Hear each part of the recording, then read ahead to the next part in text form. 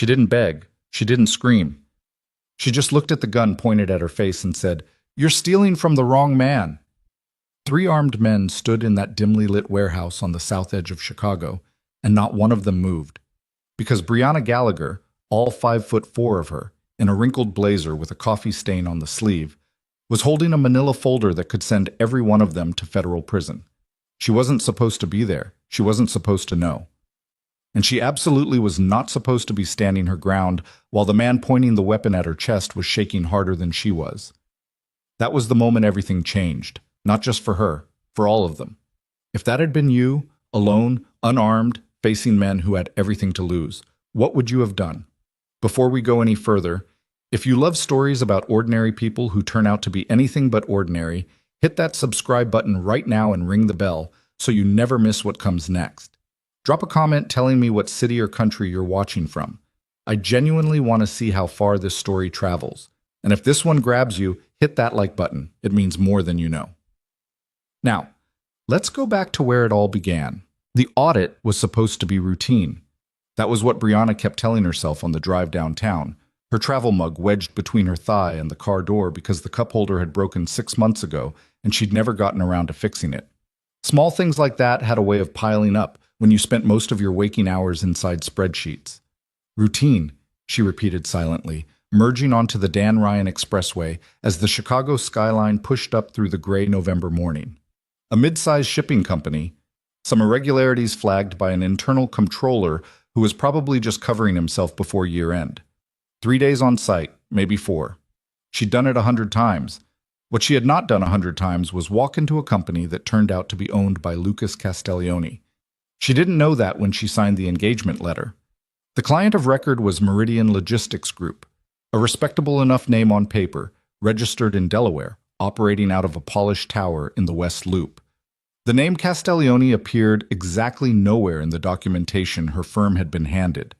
That was, she would later understand, entirely intentional. Brianna found a parking spot 2 blocks from the building and walked the rest of the way with her laptop bag over one shoulder and her audit kit under her arm, the wind off the lake cutting through her coat like it had a grudge. She was 34 years old, had a master's degree in forensic accounting from DePaul, and had spent the last 9 years being the most thorough person in every room she entered, and also, somehow, the most invisible. She had learned to live inside that invisibility. It was useful.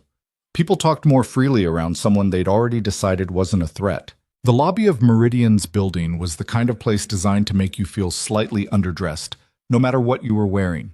High ceilings, veined marble, a reception desk staffed by a young woman with the practiced smile of someone who had been told to look welcoming, but not warm. Brianna gave her name, showed her firm's engagement letter, and was escorted to the 14th floor without ceremony.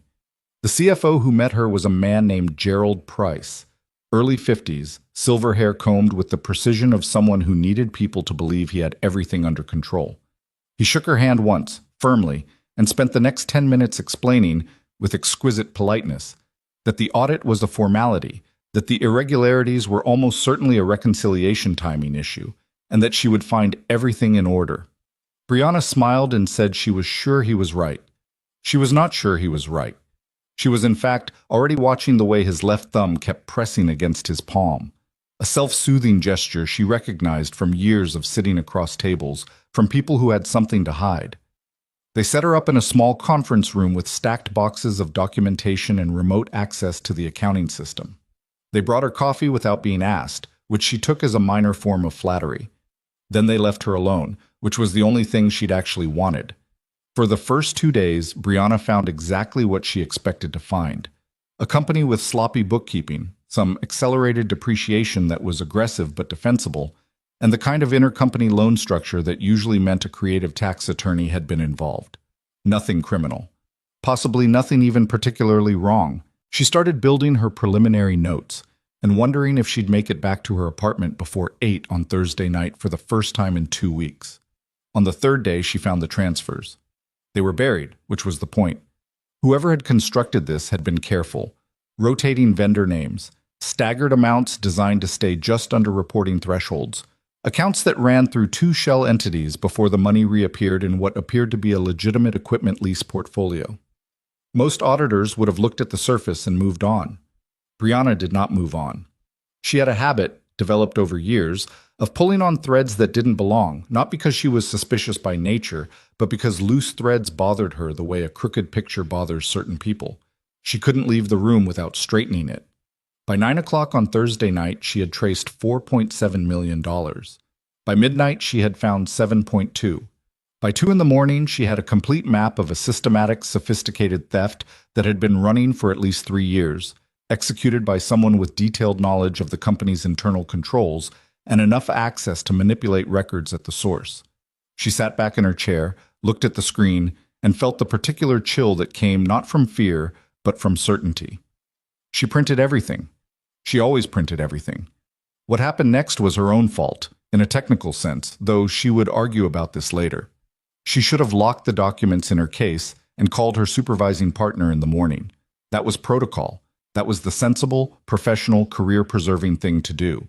Instead, and she couldn't fully explain it even to herself, she walked down to the file room on the 12th floor to cross-reference one last set of transaction records she'd seen referenced in a footnote, because she wanted her documentation to be airtight before she handed it over.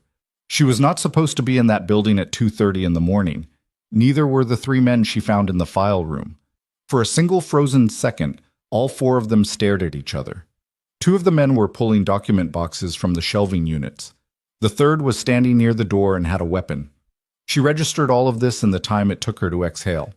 The one with the weapon raised it at her. He was young, younger than she'd expected, maybe mid-20s, and there was sweat on his upper lip despite the fact that the room was cold. "You're going to put down whatever you're holding," he said, "and you're going to sit down on the floor." Brianna looked at him. Then she looked at the boxes the other 2 were pulling. Then she looked back at him.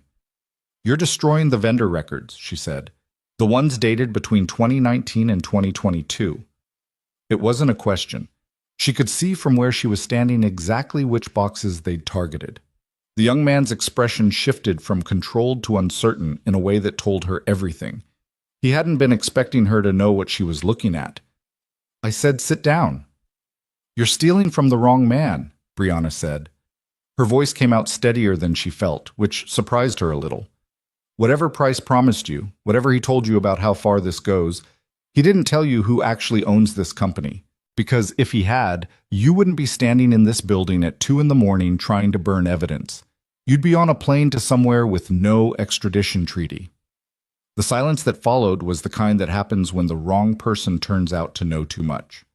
One of the men at the shelving unit said something low to the other in a language she didn't catch. The one with the gun took a step toward her, and Brianna, despite every reasonable survival instinct she possessed, did not step back. She didn't fully understand why in that moment. Later, she would think it was something about the math of the situation. She was already in the room. They had already seen her face. Whether she sat down on the floor or not, she was a problem they would need to resolve. Sitting down wouldn't change that. So she stood there with a manila folder full of evidence and held the young man's gaze with an expression she had used on combative CFOs and deceptive executives for 9 years. The expression that said, "I see you, and I'm not afraid of what I see." What none of them had noticed was the door behind her opening. She heard it before she saw it.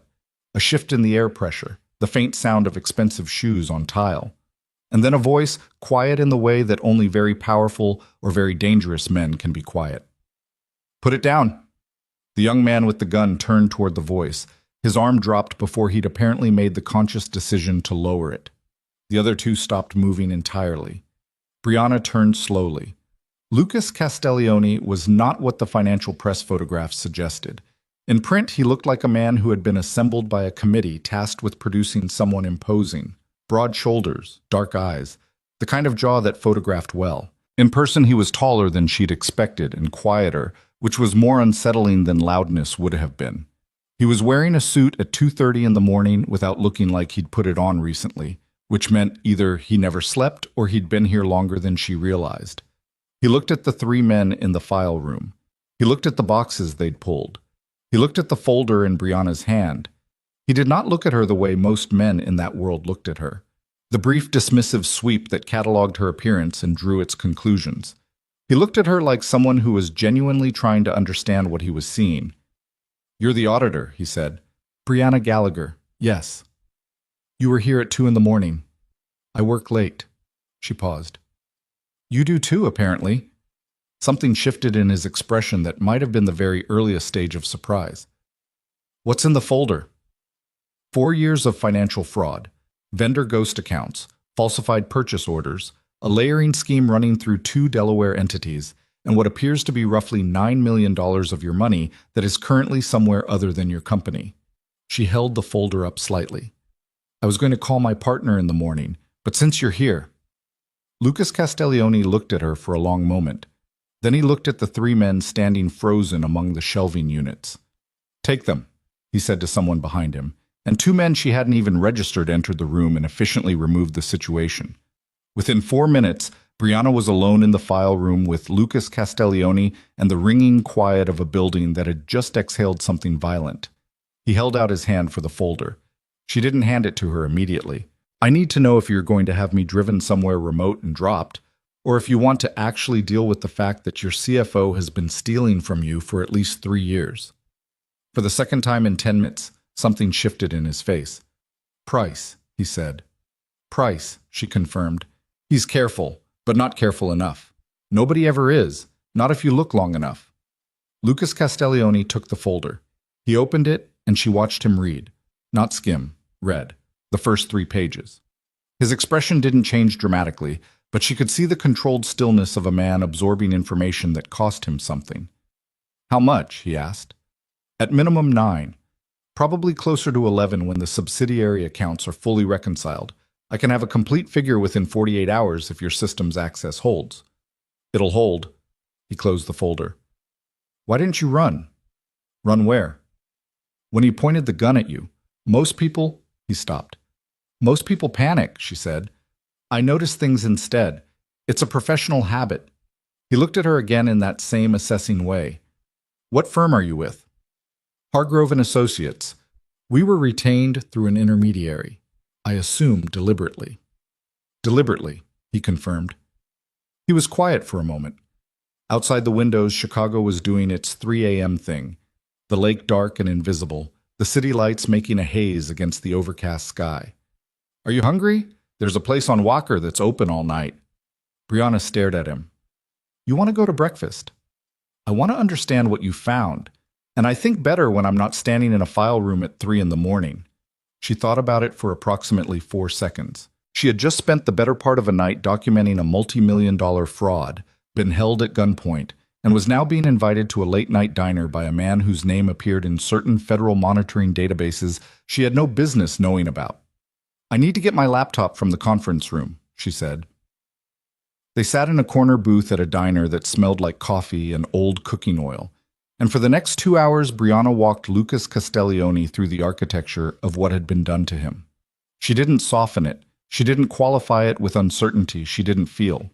She laid out the evidence the way she always laid out evidence, methodically, completely, with references to specific transactions and dates. He listened without interrupting, which was rarer than it should have been. Most powerful men asked questions before she'd finished sentences. He waited until she was done.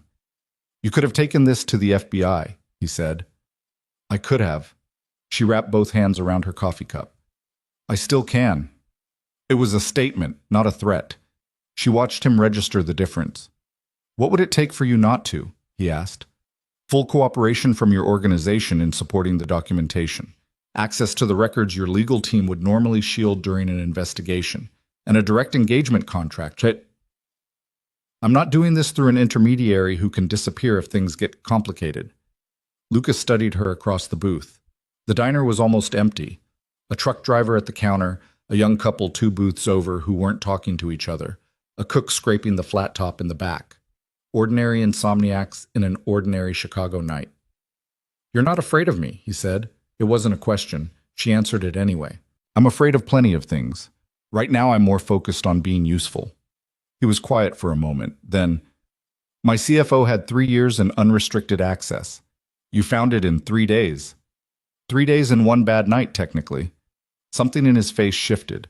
Not quite a smile, but the space where a smile might have been. I have a problem, he said. You have several, but the financial ones I can fix. He turned the coffee cup in his hands.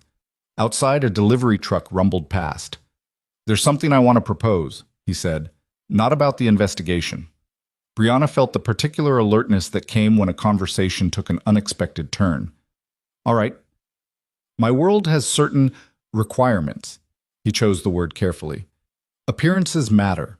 Legitimacy matters, for reasons that are both practical and political. My lawyers have been telling me for 2 years that a certain kind of partnership would be useful." He paused. "I've been ignoring them." She was very still. "What kind of partnership?" "A marriage." He said it the way someone says a word they've turned over many times. "Not the kind you're thinking. Nothing romantic. A contract. A practical arrangement between two people who would benefit from each other's particular capabilities. You would have complete financial independence, your own account access, your own legal protections. You would work with my organization in the capacity you've already demonstrated. In exchange, I'm Mrs. Castiglione," Brianna said flatly. "In exchange, you have resources, access, and security that your current life does not provide." He met her eyes. "And I have someone I can trust, which I have discovered tonight is a rarer thing than $9 million. She looked at him across the diner table. She thought about her apartment, the broken cup holder in her car, the stack of files on her kitchen counter, the particular loneliness of a life built entirely inside her own competence with no one who understood what she was looking at. She thought about Gerald Price's sweating thumb and the young man with the gun whose arm had dropped the moment Lucas walked into the room. She thought, "This is insane." She also thought, "I've been invisible for 34 years. At least this would be something." "I want that engagement contract," she said. "In writing, ironclad. My lawyers." "Done." "And Price faces legal consequences. Not the kind you're probably imagining, the kind with courts and records." Lucas's expression was unreadable. "That's more complicated." "It's a condition." He was quiet. "All right," he said finally. Brianna looked out the diner window at the gray pre-dawn beginning to dilute the dark over the city. She had come into this week expecting 3 days of routine work. She was leaving it with something she could not have named if someone had asked her to. "I'll need a week," she said, "to think about it." "Take 2, Lucas said. She didn't take 2 weeks. She called him after 9 days because she had already made the decision in that diner booth, and spending the additional 5 days pretending otherwise was just a performance for her own benefit, and Brianna Gallagher had never had much patience for performances. She said yes on a Tuesday afternoon in November, standing at her kitchen counter with the broken cup holder still sitting on the table next to the car manual she'd been meaning to read. 4 months later, Chicago society watched Lucas Castiglione marry a woman nobody recognized, and the whispering started before the ink was dry on the ceremony certificate. She was nobody. She was nobody, and she wasn't even, well. The socialites at the first formal dinner event didn't finish that sentence out loud. They didn't need to. Brianna sat at the head table and heard it anyway in every glance, every manufactured smile, every deliberate turn of the shoulder. She had spent 34 years learning to live inside other people's dismissal. She folded her hands in her lap and watched the room and remembered that the most dangerous thing about her had never been visible to anyone who looked at her. The trouble was, neither had the danger gathering at the edges of their new life together. The morning after she said yes, Brianna woke up at 5:43 with the specific feeling of someone who had made a decision they couldn't unmake. She lay on her back in her apartment ceiling, the one with the water stain shaped vaguely like the state of Ohio, and she ran the calculation again the way she always ran calculations, stripped of sentiment, just variables and outcomes, what she was walking into, what she was walking away from, whether the two things balanced. They didn't exactly, but the column on the right was longer than the column on the left, and she had learned a long time ago that perfect balance was a fiction. People told themselves to avoid choosing. She got up, made coffee, and called her mother in Milwaukee. Not to tell her anything important, just to hear a familiar voice while she still had the apartment to herself, while she was still just Brianna Gallagher with a broken cup holder and a stack of files. Her mother talked about the neighbor's dog for 11 minutes. Brianna listened to every word. 3 weeks before the ceremony, Lucas's attorney, a man named Desmond Falk, who had the particular energy of someone who had spent 30 years making uncomfortable things legally tidy, sat across from Brianna and her attorney in a conference room on the 32nd floor of a Michigan Avenue tower and placed a document on the table that was 47 pages long. Brianna read every page. She marked 11 items for revision. She sent it back. Falk called Lucas that evening, and whatever he said, Lucas called Brianna directly afterward, which was only the third time he had called her directly. Falk says you're difficult, Lucas said. Falk's document had a clause that would have given your estate primary claim over any work product I produced during the marriage. I'm not signing that. A pause. He said you were thorough. He said I was difficult. Those aren't the same thing. Another pause, shorter this time. The 11 items. He'll accept 9 of them. I need all 11. Brianna. Lucas. She let his name sit there the same way he'd said hers. I'm walking into your world with one thing that's entirely mine. My work. I'm not negotiating that away in the prenuptial agreement. He was quiet for 4 seconds. She counted. All 11, he said. I'll tell him. She got all 11. The wedding was small by the standards of Lucas Castiglione's world, which still meant 62 people in a private room at a restaurant on the Gold Coast that didn't have a sign outside and didn't need one. Brianna wore a dress she'd bought herself.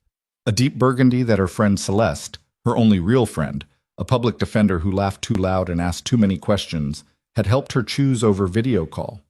You look like someone who's about to audit a very fancy party, Celeste had said, which was the most accurate description of the situation anyone had offered. The ceremony lasted 11 minutes. Lucas stood beside her with his hands clasped in front of him and said the words in a voice that was controlled and clear. Brianna said hers with the same voice she used when presenting findings to a board, factual, grounded, not cold, but not warm either. Afterward, he shook her hand before he apparently remembered that wasn't the appropriate gesture, and there was a half-second of recalibration between them that she thought was probably the most honest thing that had happened all evening. Then the room rearranged itself, and the whispers started. She heard the first one before dessert. 2 women near the far window, both wearing the kind of jewelry that wasn't bought to be noticed but was. The taller one said something behind her champagne glass. The shorter one pressed her lips together and looked at Brianna with the specific expression of someone withholding a comment that was making them feel superior for the withholding. Brianna ate her food and read the room and filed everything away. There was a man at the corner table she didn't recognize, heavy-set, early 60s, watching Lucas with the particular attention of someone calculating. Not admiring, calculating. He had the compact stillness of someone used to waiting for information before he moved. She committed his face to memory without looking at him directly. She asked Lucas about him on the car ride back. Lucas glanced at her. Victor Senna. And? Old alliance, older grievance. He looked out the window. He came because it would have been more notable not to. He was watching you like he was doing math. Lucas turned to look at her in the dark of the car. You noticed that. I notice everything. You should probably remember that. Something moved in his face. Not quite respect. It was something adjacent to it, something that needed more data before it committed. Victor thinks this marriage is a mistake, Lucas said. He'll say that to 4 or 5 specific people in the next 48 hours. And those people will say it to 4 or 5 more. Because of me specifically. Because of what you represent. I've been independent for 15 years. A marriage changes the geometry of things. Victor prefers the geometry as it was. Brianna turned this over. Because he had influence in the gaps. Lucas said nothing, which was the same as saying yes. So he's not just skeptical, she said. He's threatened. In a way. You should have told me that before the ceremony. Would it have changed anything? She looked out her window at the city moving past. No, she admitted. But I like complete information. He almost smiled. She could hear it, even without looking. The first 4 months inside Meridian were their own kind of war, conducted entirely on spreadsheets. Brianna arrived at the West Loop offices at 7:30 every morning and left most evenings after the cleaning crew had come through. She sat in the CFO's suite that had been Gerald Price's. He was gone now, quietly, in the way that certain problems are quietly resolved in certain worlds. And she rebuilt the company's financial architecture from the foundation up.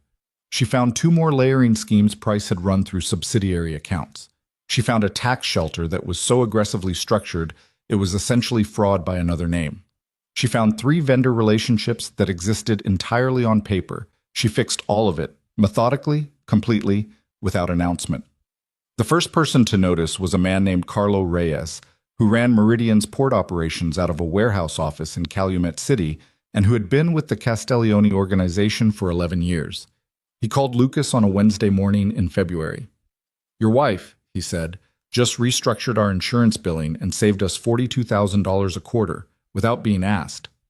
Lucas relayed this to Brianna that evening. She shrugged and said she'd noticed the policy had redundant coverage on 3 asset classes. "Carlo wants to know if you can look at his fuel purchasing contracts," Lucas said. "Tell him yes, but I'll need the last 24 months of invoices. He said to tell you he'll have them ready by Friday and that he's bringing you coffee." Brianna blinked. "That's unnecessarily nice. Carlo respects competence above everything else. You've apparently impressed him." "I haven't done anything impressive. I've just done the job correctly." Lucas looked at her with an expression she was beginning to recognize, the one where he was deciding whether to say the thing he was actually thinking or the diplomatic version of it. "In my world," he said, "doing the job correctly is impressive, because most people don't." This was the reality of those first months. Inside the organization, Brianna built quiet credibility, one corrected ledger at a time. Outside it, in the rooms that Lucas moved through, the dinners and events, and the specific social world that surrounded his kind of power, she was something else entirely. The women were the worst of it, not all of them, but enough. There was a dinner in March at the home of a man named Bartholomew Haas, shipping magnate, charitable foundation donor, money so old it had developed its own gravity. Lucas needed to be there. By extension, Brianna did too. She wore a green dress, her hair up, and arrived with the posture her mother had drilled into her at age 12, shoulders back, eyes forward, never let them see you accounting for yourself. A woman named Portia Ellery found her near the drinks table within 20 minutes. Portia was the kind of beautiful that required significant infrastructure, the right surgeon, the right stylist, the right lighting chosen in advance. She smiled at Brianna with all of her teeth. "You're Lucas's wife," she said. Not a question, an identification. "I am," Brianna said. "How charming." Portia's smile didn't move. "What is it you do exactly?" "Forensic accounting." "Fascinating." The word landed like a closed door. "I imagine that's very practical." "It pays for the dress," Brianna said pleasantly. Portia's smile tightened by approximately 4%. She said something else that was technically complimentary and moved away, and Brianna watched her cross the room to a cluster of 3 women who were already looking in Brianna's direction. The cluster absorbed Portia. A moment later, 2 of them laughed. Brianna picked up her drink and went to find someone interesting to talk to. She found Bartholomew Haas himself, which nobody had apparently expected, because he looked genuinely startled when she introduced herself and asked him a specific question about a port expansion project she'd read about in a shipping industry journal. Within 8 minutes, they were deep in a conversation about logistics infrastructure that he clearly hadn't had at one of his own dinner parties in several years. His wife drifted over, curious about what her husband was actually engaged in for once. Then a man from the transportation secretary's office. Then a retired federal judge with opinions about harbor taxation. Lucas found her at the center of this cluster an hour later, and she watched him process the scene. Brianna, holding a glass of sparkling water, holding court in a conversation that had nothing to do with who she was married to. He didn't say anything about it in the car going home. He just looked out the window, and after a while he said, "Haas called you formidable." "When?" "When he shook my hand at the door." A pause. "He doesn't use that word often." Brianna looked out her own window. "Portia Ellery told 2 people at the table during dinner that you'd obviously made a midlife decision." "Did she?" "She also asked one of them if you'd been under stress lately, implying that explained me." "Portia Ellery's husband lost a port contract to my organization 4 years ago. She's been explaining me ever since." Brianna was quiet for a moment. "How many of those people in that room are actually loyal to you versus loyal to what you represent?"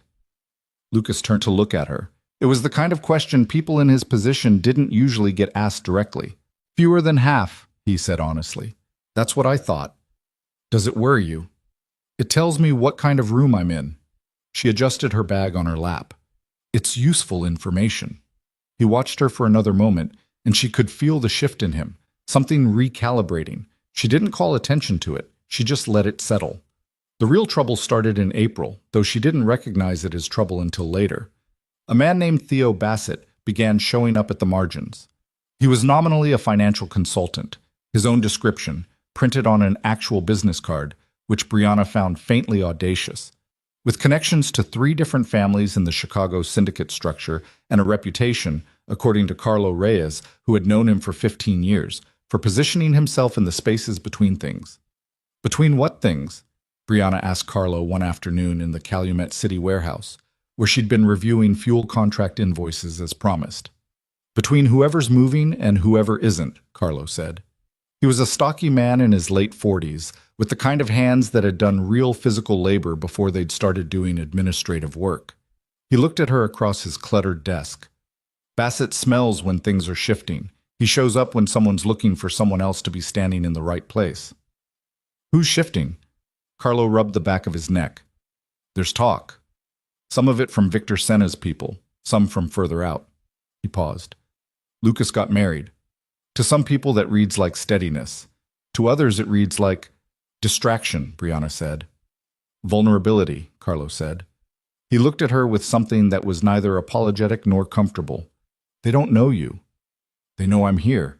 They know Lucas brought in an outsider, a woman they never heard of, somebody who isn't... He stopped himself. Say it, Brianna said. Carlo met her eyes. Somebody who doesn't look like the kind of person who belongs in his world. To them. She held his gaze. And to you? He was quiet for a moment. I've been watching you work for 3 months, he said finally. You found something in our carrier contracts last week that our own compliance team missed for 2 years. You cost us nothing and saved us real money, and you didn't make anyone feel stupid doing it.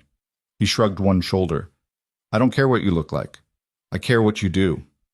It was the most direct thing anyone had said to her since she'd entered this world. She absorbed it without performance.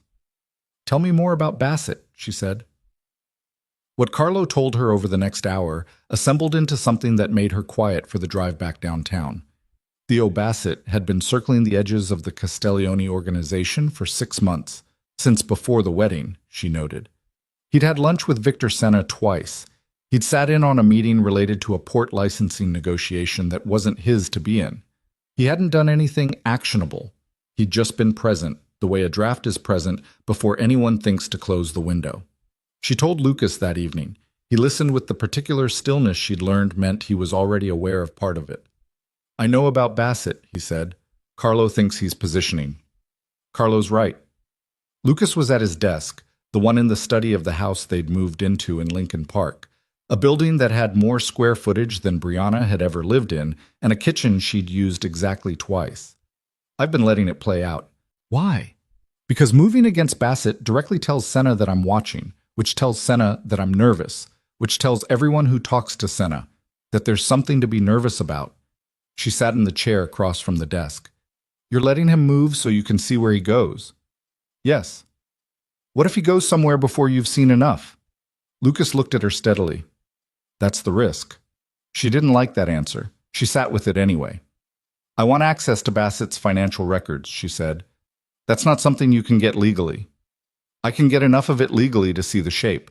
If he's positioning for a transaction, a real financial transaction, there'll be movement, shell entities, new account activity, escrow structures. Money has to move when power does. She leaned forward. Let me look. He considered her. You'd need 3 weeks minimum. Give me 2. He gave her the access she needed through channels she deliberately didn't ask him to explain, and she went to work. 12 days later, she found it. Not Bassett himself. He was too careful for that, which told her he'd done this before. But attached to one of his consulting entities was a series of payments to a woman named Sandra Keel, who was a mid-level administrator in the Chicago Port Authority. The payments were structured as invoices for research services, which was the kind of description that existed specifically to be uninteresting. The amounts were modest. The pattern wasn't.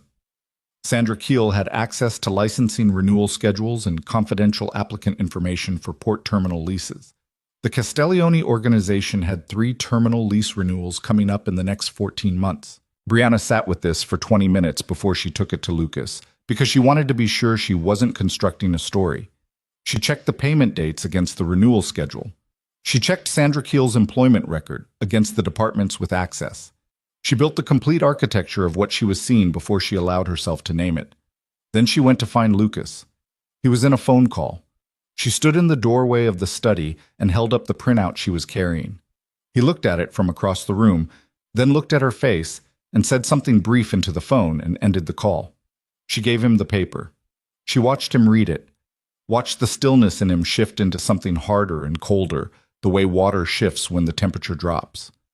"Senna's going after the port licenses," he said, "through regulatory channels, not direct action. If your renewal applications get mysteriously delayed or denied, you lose operational capacity and revenue.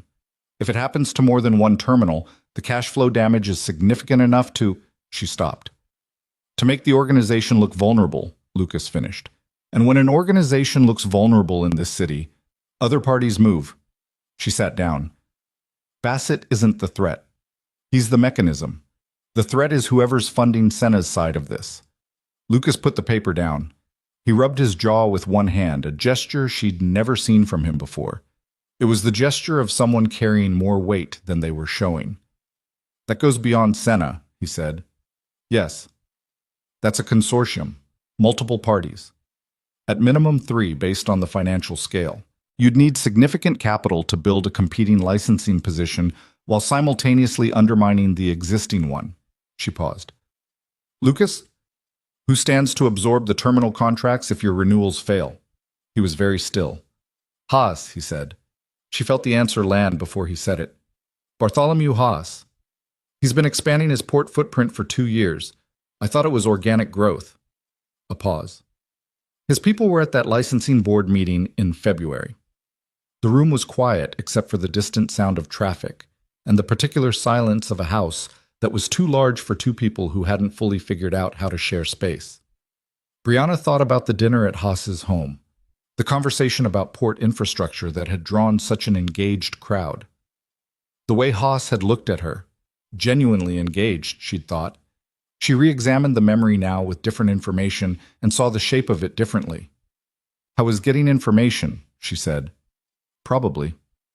When I talked to him about the expansion project, he asked me specific questions about regulatory timelines." Lucas looked at her. "And you answered them." It was not an accusation. He said it carefully, the way you put a glass on an unsteady surface. But the meaning was there. Brianna took the hit the way she took most things. She absorbed it, let it be accurate, and did not deflect. "I answered them because I thought he was a businessman discussing his industry. I didn't have context." She met Lucas's eyes. "Now I do." "Now you do," he agreed. Another silence. Outside, a car horn, the refrigerator cycling in the kitchen. "Victor Senna came to our wedding," she said. "Yes. And he's been positioning against you for months, possibly longer." She thought about the man at the corner table, watching with the eyes of someone doing math.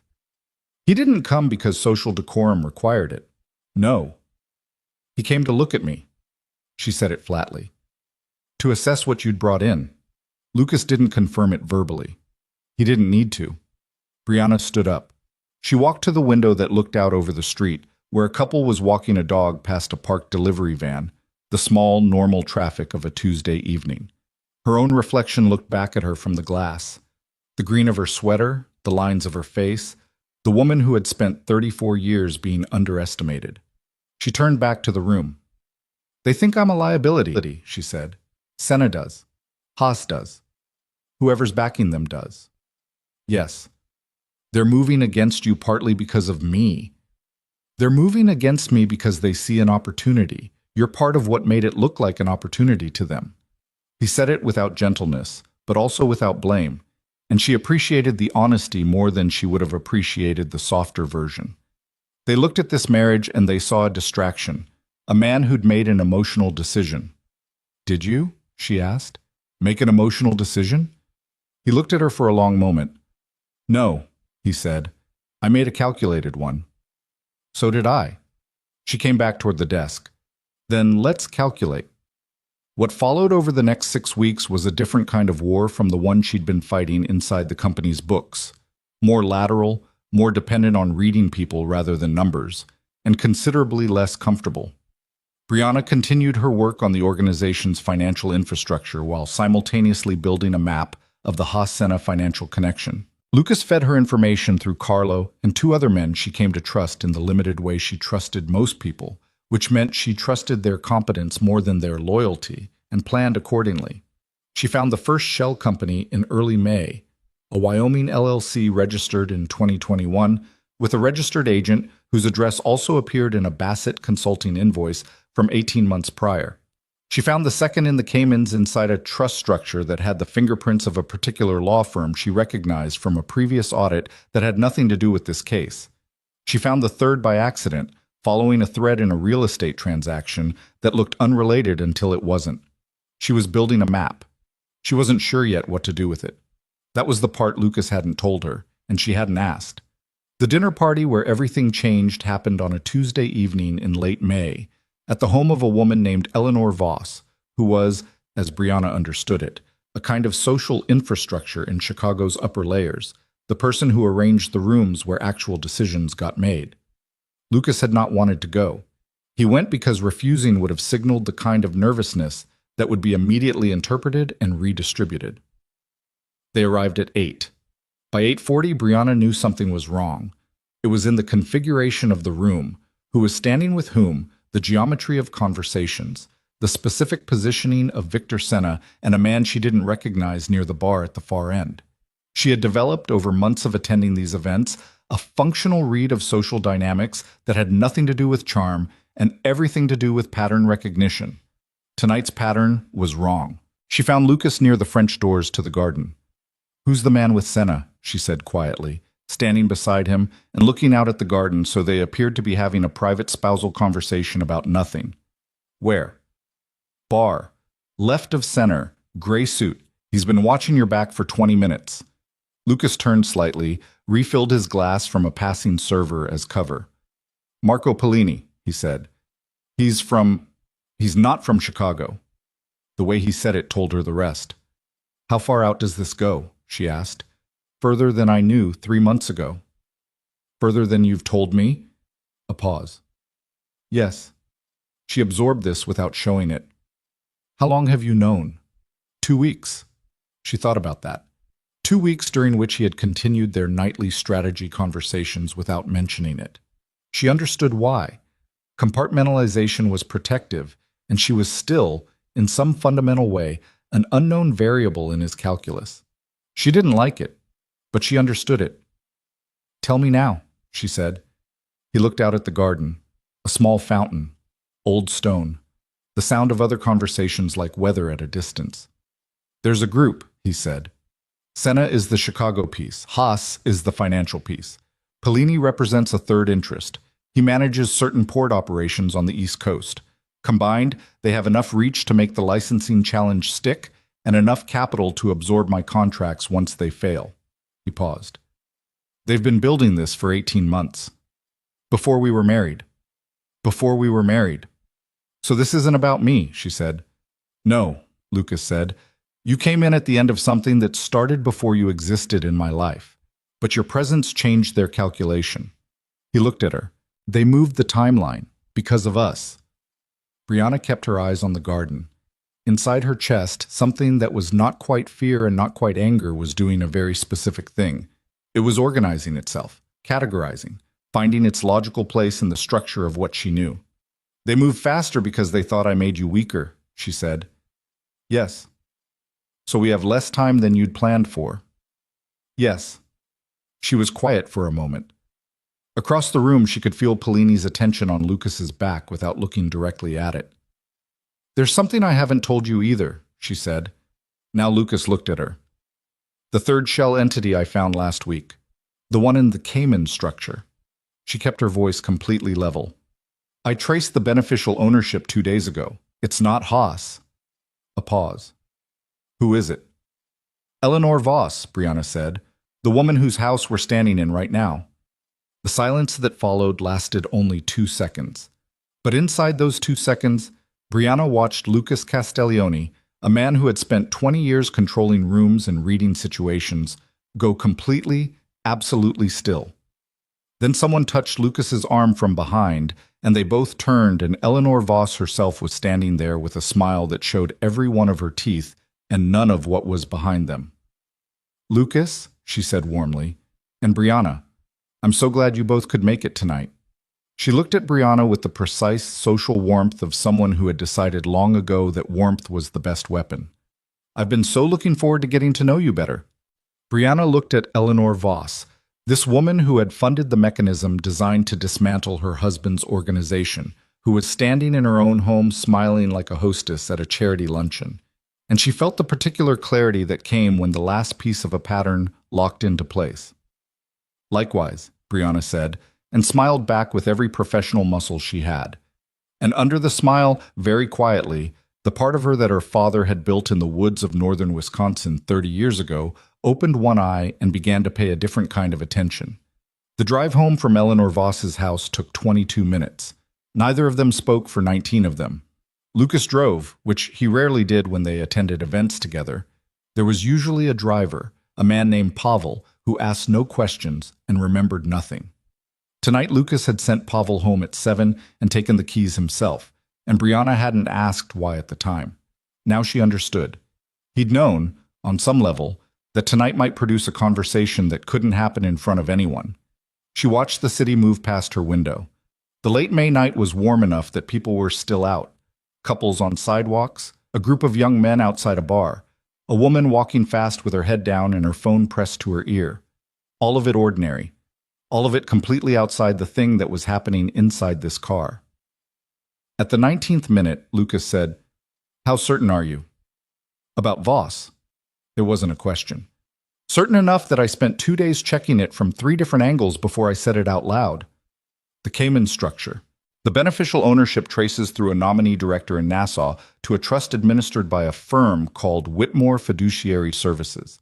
That firm has one significant client relationship in Illinois. She paused. Eleanor Voss's Family Foundation. The same foundation that donated the East Wing of the Haas Cultural Center 4 years ago. Lucas's hands on the steering wheel didn't tighten. That was the thing about him she had come to recognize. His control was not rigid, it was deep. Tension didn't show on the surface. It showed in the quality of his stillness. "She's been in this from the beginning," he said. "She's been in it longer than Senna, possibly longer than Haas." Brianna turned from the window to look at his profile. "The first transaction I traced in that structure was dated 31 months ago. That's before Haas started his port expansion, before Bassett started appearing at your margins." She let that land. "Someone built the architecture first, then recruited the pieces. Eleanor Voss built the architecture." The car stopped at a red light. Across the intersection, a homeless man was sitting on a bench with a paper cup and a cardboard sign.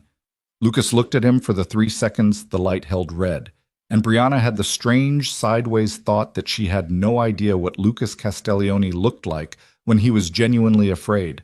She had seen him cold and controlled and calculating and occasionally almost warm. She had never seen him scared. She wondered if this was close to it. "She's been hosting those dinners for 11 years, he said. "I've been in that house—" He stopped.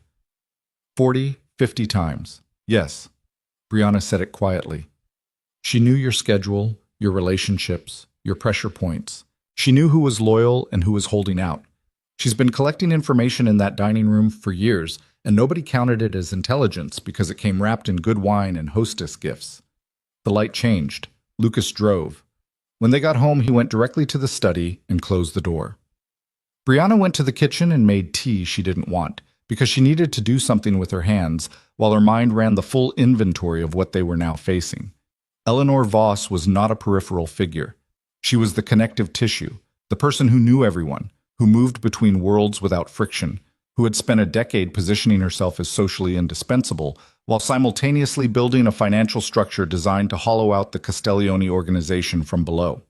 The licensing attack on the port terminals was the visible instrument, but behind it was a woman who had eaten dinner with Lucas Castiglione dozens of times and looked him in the eye across the table and asked about his family. Brianna thought about the smile tonight.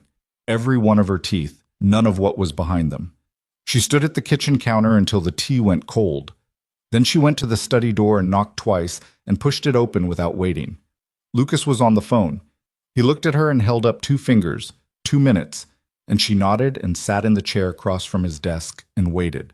He ended the call. "Carlo," he said, "I needed to know if he'd heard any movement." "And?" "He heard something 3 days ago that he didn't connect to anything.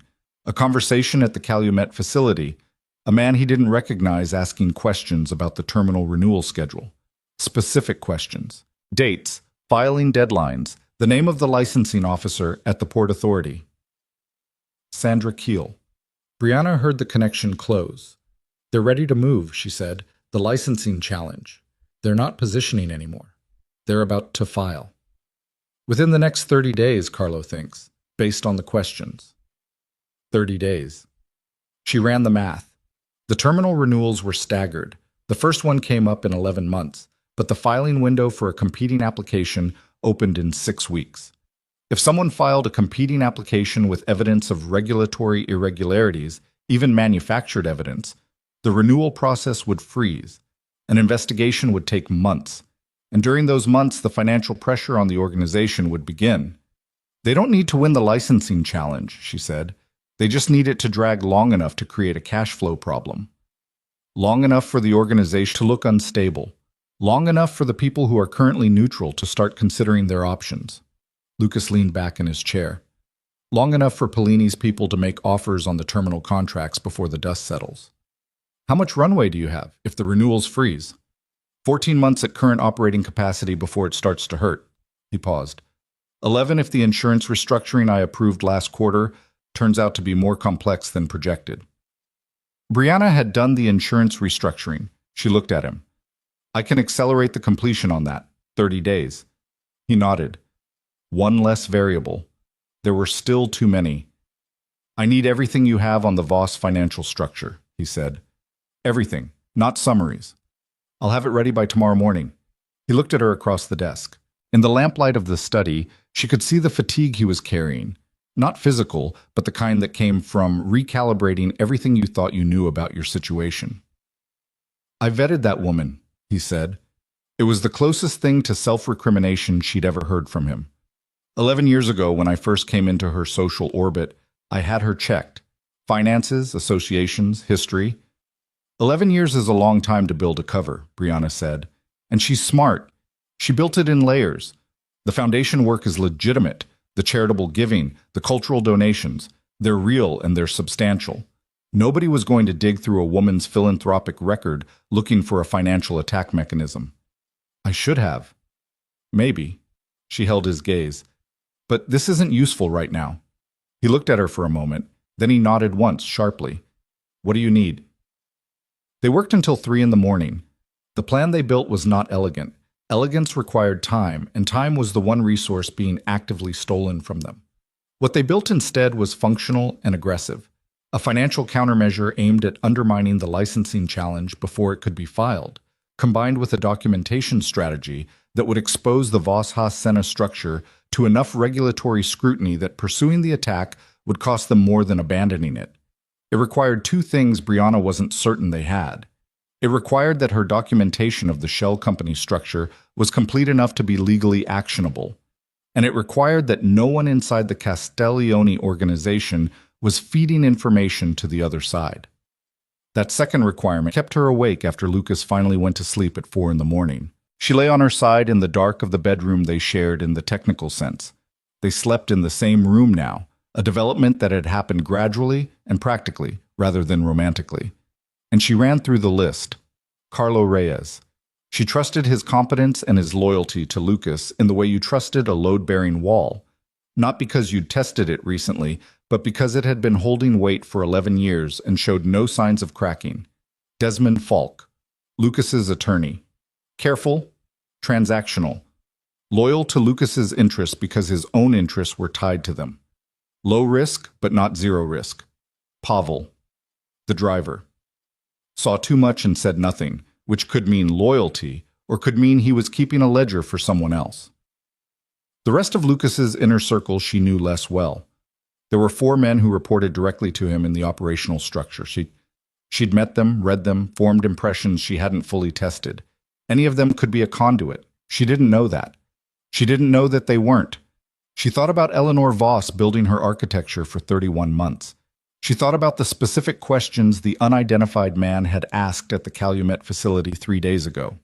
Questions that were specific enough to suggest he'd been briefed with internal information. The terminal renewal filing deadlines were not public information.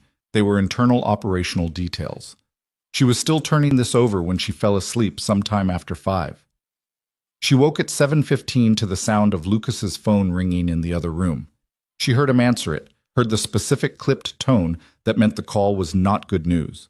She was already out of bed and pulling on clothes before he appeared in the doorway. "Get dressed properly," he said. "We need to go." "What happened?" "Carlo." The word landed in the room like a dropped weight. They drove to Northwestern Memorial in 18 minutes. Carlo Reyes had been found at 6:45 in the morning in the parking structure adjacent to his Calumet City office, beaten badly enough to require surgery. He was alive. He was in surgery. That was all they knew. Lucas sat in the waiting room with the particular stillness of a man containing something that had no safe outlet. Brianna sat beside him and said nothing because there was nothing to say, and she'd learned that Lucas processed things by going inward and then coming back out, rather than by being talked through them. After 40 minutes, a doctor came out and said Carlo was stable, that the surgery had addressed the primary injuries, that he would recover. Lucas thanked him in a voice that was completely controlled and completely cold. When the doctor left, Lucas said, very quietly, "This is a message." "I know. They know we know about the licensing structure. Someone told them we know." She said it carefully. "They didn't move on Carlo because we posed a threat. They moved on Carlo because someone told them we were building a counter-strategy." Lucas turned to look at her. "Someone in our circle," she said. "This isn't inference anymore." The silence that followed was heavy in a specific way, the weight of a truth you'd hoped to avoid being certain about. "Who did you tell about the counter-strategy?" she asked. "Falk. I called him last night after you went to sleep." She kept her expression steady. "Anyone else?" "No." He paused. "You?" "I told no one." She held his gaze. "Lucas? Falk knew about the Voss connection?" "I told him we had financial documentation on the licensing structure. I didn't name Voss specifically." He paused. "I told him the general shape of what we were planning to do with it." That was enough. If Falk had told anyone, even one person, who had told one more, the chain could have reached the right ears within hours. "We need to know if it was Falk," Brianna said, "before we do anything else." "How?" "Give him a piece of false information, something specific enough that if it surfaces on the other side, the source is unambiguous." Lucas looked at her. He didn't say anything for a moment. "You've done this before." "Once. During an investigation where I suspected internal interference." She looked at her hands. "It worked." They drove back to the house in the gray morning, and Lucas called Falk from the study while Brianna sat across the desk and listened. He told Falk that the documentation on the shell structure had a specific vulnerability, a 3-week gap in the transaction record for a specific entity, and that they were going to need until mid-July to shore it up before making any move. The vulnerability he described was fabricated. The entity he named existed in her documentation, but the gap did not. Then they waited. They didn't have to wait long. At 2 in the afternoon, Theo Bassett, who had no reason to contact Lucas Castiglione directly, who had maintained the careful fiction of being a peripheral figure, sent a text to a number that routed to one of Lucas's operational lines. The text said only, "Heard you might need more time. Smart." Lucas showed her the phone. She read the message twice. "He's telling you he knows," she said. "He's not being subtle about it. He doesn't need to be subtle anymore." Lucas's voice was flat. "This is him telling me they've already adjusted their timeline." Desmond Falk had been Lucas's attorney for 9 years. He had written the contract that brought Brianna into this marriage. He had access to every legal structure the organization operated through, the legitimate businesses, the protective entities, the financial architecture that Brianna had spent 4 months reinforcing, all of it now potentially compromised. The call Lucas made to Falk was short. He said he knew. He said there would be no legal conversation, no negotiation, no second meeting. He hung up before Falk responded. Then he sat at his desk with his elbows on the surface and his face in his hands for approximately 40 seconds, which was the first time Brianna had seen him do anything that looked like surrender to the weight of something. She didn't reach out. She didn't speak. She let the 40 seconds be what they were. Then he lifted his head and his face was clear again, not because he'd resolved anything, but because he'd made the decision to function. "The documentation," he said. "Everything you've built on the Voss structure, where is it?" "Encrypted. Personal drive, not connected to any of the organization's systems. And a physical backup." She paused. "Falk doesn't know about either." Something in his face shifted. A very small shift, but she caught it. Relief, she recognized. Not the dramatic kind. The kind that comes when you realize one room hasn't collapsed yet. "What do they actually have?" he asked. "If Falk told them everything he knows, what can they do with it?" She thought through it methodically. "They know the shape of the counter strategy. They know we were planning to use the documentation to preempt the licensing challenge. They've moved their timeline. We don't know how far. They moved on Carlo as a warning and possibly to cut your operational communication." She paused. "But they don't know the specifics of what I found. They don't know the exact documentation, and they don't know that I've already identified Voss as the architect. So they know we have something. They don't know how much." "Correct." "If they knew how much," Lucas said, "they wouldn't have sent a text. They would have moved differently." "Agreed." She leaned forward. "Which means we still have an advantage they don't know we have. But the window is closing. If they're accelerating the timeline, how long do you need to make the documentation legally actionable?" She calculated. "The financial evidence is solid now. What I need is the connective documentation, the paper trail linking the Cayman structure to the licensing challenge directly, in a way that a federal investigator would follow without needing to be led." She rubbed her temple. "A week. Maybe 10 days. You have 4. She looked at him. "Lucas, they're going to move on the licensing filing within 4 days. I'm certain of it now. Bassett's message was him telling me the clock is already running." He met her eyes across the desk. "Can you do it in 4 days?" She thought about the documentation she had, the gaps she still needed to close, the specific chain of evidence she'd need to construct to make the Voss connection incontrovertible to a regulatory body that hadn't been looking for it. "I can do it in 4 days. Nothing interrupts me," she said. "If I have access to the systems continuously. If no one else knows what I'm doing or where the information is. You'll work here, the study. I'll have Pavel stay in the building." She almost said something about Pavel. She held it. "Okay." "And Brianna." He waited until she looked directly at him. "Nobody else. Not Celeste. Not anyone from your firm. Nobody who is connected to anything that Falk might have reached." She understood what he was saying. She was alone in a way that had a different shape now than the aloneness she'd built her life inside before. This aloneness had a clock on it. "All right," she said. She started working at 4 that afternoon and didn't stop except to eat twice and sleep for 3 hours both nights. Lucas moved through the house around her like weather, present, purposeful, occasionally bringing food to the study desk without comment and leaving again. On the second morning, he came in at 6 and looked at what she'd built on the screen and said nothing for a long time. "You can read it?" she asked. "I can see the shape of it." He looked at the web of entities she'd mapped on the screen, shell companies and nominee directors and fund flows drawn as lines on a digital document that looked like the inside of a complicated machine. "Voss is in the center."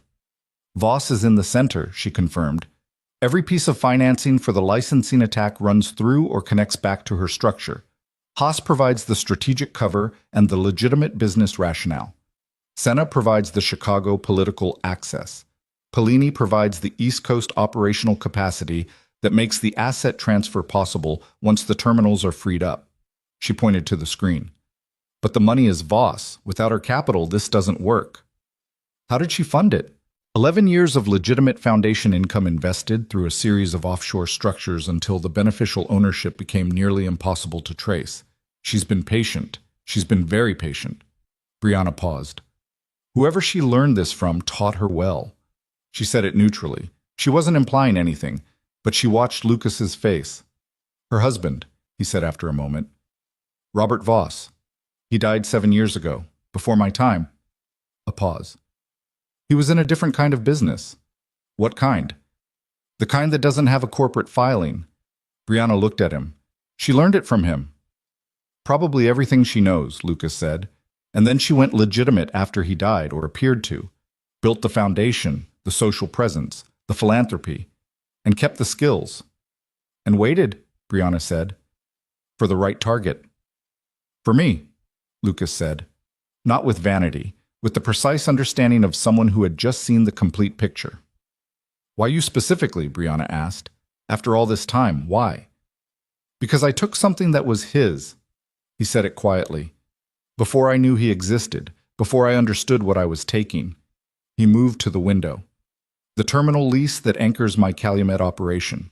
Robert Voss held the controlling interest in the original applicant entity. It was dissolved in a bankruptcy proceeding, completely legally, completely cleanly, and I acquired the position 18 months later through legitimate channels. She's been waiting to take it back. She's been waiting to take everything back. The terminals, the contracts, the business he built that I absorbed without knowing it was ever his. He turned from the window. And she built a machine sophisticated enough that she'd dismantle me financially and absorb everything before I understood where the attack was coming from. Brianna looked at the map on her screen, at the elegant, patient architecture of a woman who had spent years on a project that was simultaneously grief and revenge and calculation, all braided together into something that had nearly worked. She underestimated one thing, Brianna said. Lucas looked at her. She underestimated that you'd bring in someone whose entire professional skill is seeing what's been deliberately hidden. He was quiet for a moment. She didn't know about you when she started. No. By the time she knew about me, she'd decided I was an asset to her plan, not a threat to it. Brianna allowed herself a brief, cold satisfaction. Because I look like the kind of person who wouldn't understand what she built. On the morning of the fourth day, Brianna finished the documentation at 6:18 in the morning. She sat back in the study chair and looked at the complete product.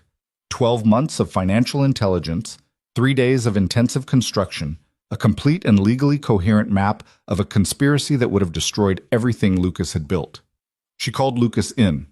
He read it. He looked at her. "This is enough," he said. "This is more than enough." She paused. "But taking it to federal investigators means a process that takes months. The licensing challenge will still go in. It'll still freeze the renewals.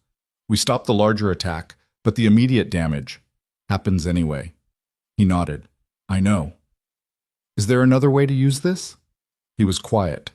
She watched him think in the deep, still way he thought when the decision was real. "There's a meeting," he said. "In 2 weeks. Haas hosts it every year, a summer gathering. Most of the significant players in the Chicago syndicate structure attend, along with their financial and legal representatives." He paused. "Voss will be there. Senna. Probably Pellini." She saw where he was going. "You want to use it there. In front of everyone who matters. Not a federal filing that becomes a process. A direct exposure in the room where these decisions actually get made." It was not the safe option. The safe option was the paper trail to a regulatory body and a legal proceeding that would take 18 months and possibly not result in criminal consequences for anyone, just the unraveling of the conspiracy. The option Lucas was describing was faster and more complete and required Brianna to walk into a room full of people who had been trying to destroy them and dismantle their entire structure in front of an audience who might as easily view it as a provocation as a revelation. "You're asking me to go into that room," she said. "I'm telling you what I'm considering. I'm asking what you think." She thought about Carlo Reyes in a hospital bed, about Desmond Falk, 9 years of trust sold for reasons she might never fully understand, about Eleanor Voss's smile with all its teeth, about the 4 days she had just spent alone in this study, building a weapon out of numbers, and she was tired in a specific way she hadn't been tired before.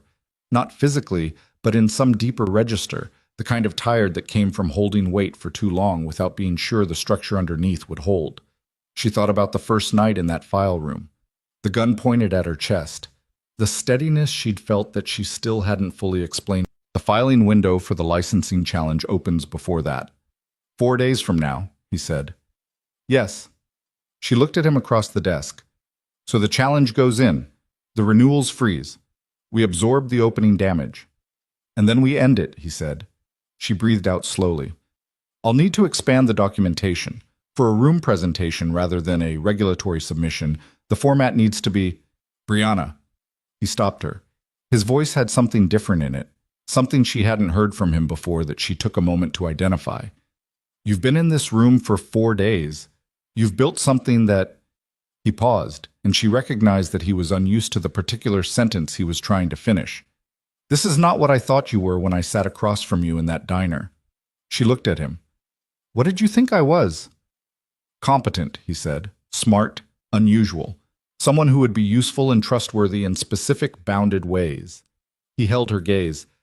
I didn't understand yet that you were the most dangerous thing that had come into my world in 20 years. It was the most specific thing he had ever said to her. She absorbed it the way she absorbed most things, fully, without deflecting. I'm going to need better coffee than what Pavel makes, she said, if I'm preparing a 2-week document build. Something moved in Lucas's face that was the closest thing to a real smile she had seen from him. Then his phone rang. He looked at the screen. His expression went flat in the space of a single second. It's Polini, he said. She watched him answer it, watched his face, watched the flatness deepen into something colder. He said 3 words. When did it happen?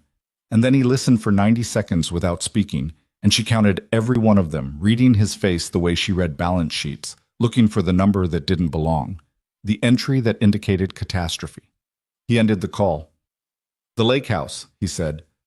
Someone broke in 2 hours ago. The security system was cut. He looked at her, and the flatness in his face was absolute now. I had a secondary file server there. Operational history, financial structures, the complete record of the organization's legitimate business going back 12 years. A pause. It's gone. Brianna sat very still. Falk knew about that server. Falk knew about that server. She thought about the complete record of 12 years of organizational business. She thought about what you could do with that documentation if you were trying to build a regulatory case against a company, or simply to use as leverage, to threaten, to hold over someone's head while the licensing challenge ran its course. They're not just trying to take the business, she said. They're going to use the historical records to threaten criminal exposure. That's the real weapon. She heard her own voice go quiet. The licensing challenge is the visible move. This is the actual one. They hold the historical records over you and offer a deal, surrender the terminals voluntarily, or the records go somewhere uncomfortable. Lucas was standing in the center of the study, and for the first time since she'd known him, she could see the actual weight of what he was carrying, not the controlled version, the real one. They've changed the game, he said. Yes. In 2 hours. Yes. He looked at her. His voice was very quiet. What do we do? She had never heard him ask that question before. In 5 months of marriage, in every conversation about strategy and danger and the steady accumulation of threats, he had never asked her that. He had told her things, consulted her, listened to her analysis. He had not asked her what to do. She stood up from the desk chair. She crossed the room to stand in front of him. She was shorter than him by several inches, and there was nothing physically imposing about her, and she was exhausted in every register she had, but she stood there and looked at him directly. We go to that meeting, she said. We go earlier than we planned, and we hit harder than they're expecting. And we go knowing that the worst they have on you, I can explain, because I've spent 4 months rebuilding this organization's financial documentation from the ground up, and I know exactly what's in that historical record, and I know exactly how to contextualize it. She didn't flinch. They built a weapon. I'm going to take it apart in front of everyone who's watching. Lucas looked at her for a long moment. The city outside the window was doing its morning thing, completely indifferent to them. Somewhere below, a bus braked at the corner, the specific sound of an ordinary world running on schedule. You can do that, he said. Not a question, not exactly. I can do that, she said. What she didn't say, because she had learned over 5 months that some information is most useful when it stays internal, was that she was already doing something else in the part of her mind that ran underneath the financial calculations, the part her father had built in the woods of Wisconsin, with survivalist drills and forced marches, and the particular education of a childhood that had left her both damaged and extraordinarily prepared for the thing that was coming next. She was assessing exits, mapping the geometry of the study, noting the weight of the letter opener on the desk, and the distance to the door, and the specific sound of the building around her that had subtly, in the last few minutes, gone wrong. Pavel was supposed to be in the lobby. She had not heard the elevator since Lucas came to the study an hour ago. She crossed to the desk and picked up her phone, and as she did, she put her hand over Lucas's arm very lightly, a gesture so small and so deliberate that he went completely still. She typed one word on her phone screen and showed it to him. The word was, "Listen." He listened. And in the silence of the study, above the sound of the city and the ordinary morning, they both heard it, the very faint, very specific sound of someone on the stairs who was trying not to be heard at all, and was... The sound came again. A single footfall, weight distributed carefully, the kind of step that takes 2 seconds to complete instead of 1. Someone who knew how to move through a building without being heard, which meant someone who had done it before, which meant this was not improvised. Brianna's hand was still on Lucas's arm. She felt him process the sound the same way she was processing it, not with panic, which would be noise, but with the rapid, involuntary reorganization of every assumption about the next 60 seconds. She looked at the study door. It was 3/4 closed. The gap showed a slice of the hallway, dark hardwood floor, the edge of a framed photograph she'd never chosen to put there. Nothing moving. Not yet. She pulled Lucas 2 steps towards the desk and put her mouth close to his ear. How many ways in? Front door, service entrance off the kitchen, fire escape on the east side, but the bedroom window. He was already scanning the room. His voice was below a whisper, just shaped breath. There's a panel in the study closet. Building maintenance access. Goes down to the 2nd floor. She hadn't known about the panel. She filed this away as a data point about how much of the physical architecture she still didn't know. How many of them? She breathed. I don't know. She picked up the letter opener from the desk. It was substantial, brass, heavy, with a pointed end that was not designed as a weapon, but would function as one if the alternative was nothing. Lucas looked at it, then at her. She could see him processing something, some recalibration of what was in front of him that he still hadn't fully completed. She pointed at the closet. He moved. She followed, pulling the study door closed behind her to the same 3/4 position, giving nothing away. Inside the closet, between hanging coats and a shelf of file boxes, there was a panel exactly where he'd said, painted over, nearly flush with the wall, with a recessed handle she would never have found without being told. Lucas pressed it. It released inward with a sound like a breath. She counted what she was working with. 1 letter opener, no phone signal inside a closet, a maintenance corridor she'd never been in, a building she'd lived in for 5 months and had never fully mapped because she'd been too busy mapping other things. Her father's voice came back to her, unwanted and completely precise. You don't prepare for the situation you expect. You prepare for the one that surprises you, because that's the only one that can kill you. She had spent 20 years burying that voice under professional competence in civilian life and the deliberate choice to be a different kind of person than the one he'd been trying to build. She reached for it now without hesitation. She touched Lucas's sleeve and held up 3 fingers, then pointed down the corridor and held up 2. She was guessing. She was guessing based on the single footfall they'd heard, the geometry of the building, and the operational logic of a team that had cut a security system and entered a residential building in daylight. Minimum 2. Probably 3. More than 3 would be conspicuous in the building's lobby. Lucas looked at her hand signal and nodded once. She went first because she knew something in that moment that she hadn't consciously articulated before. She was better at this than he was.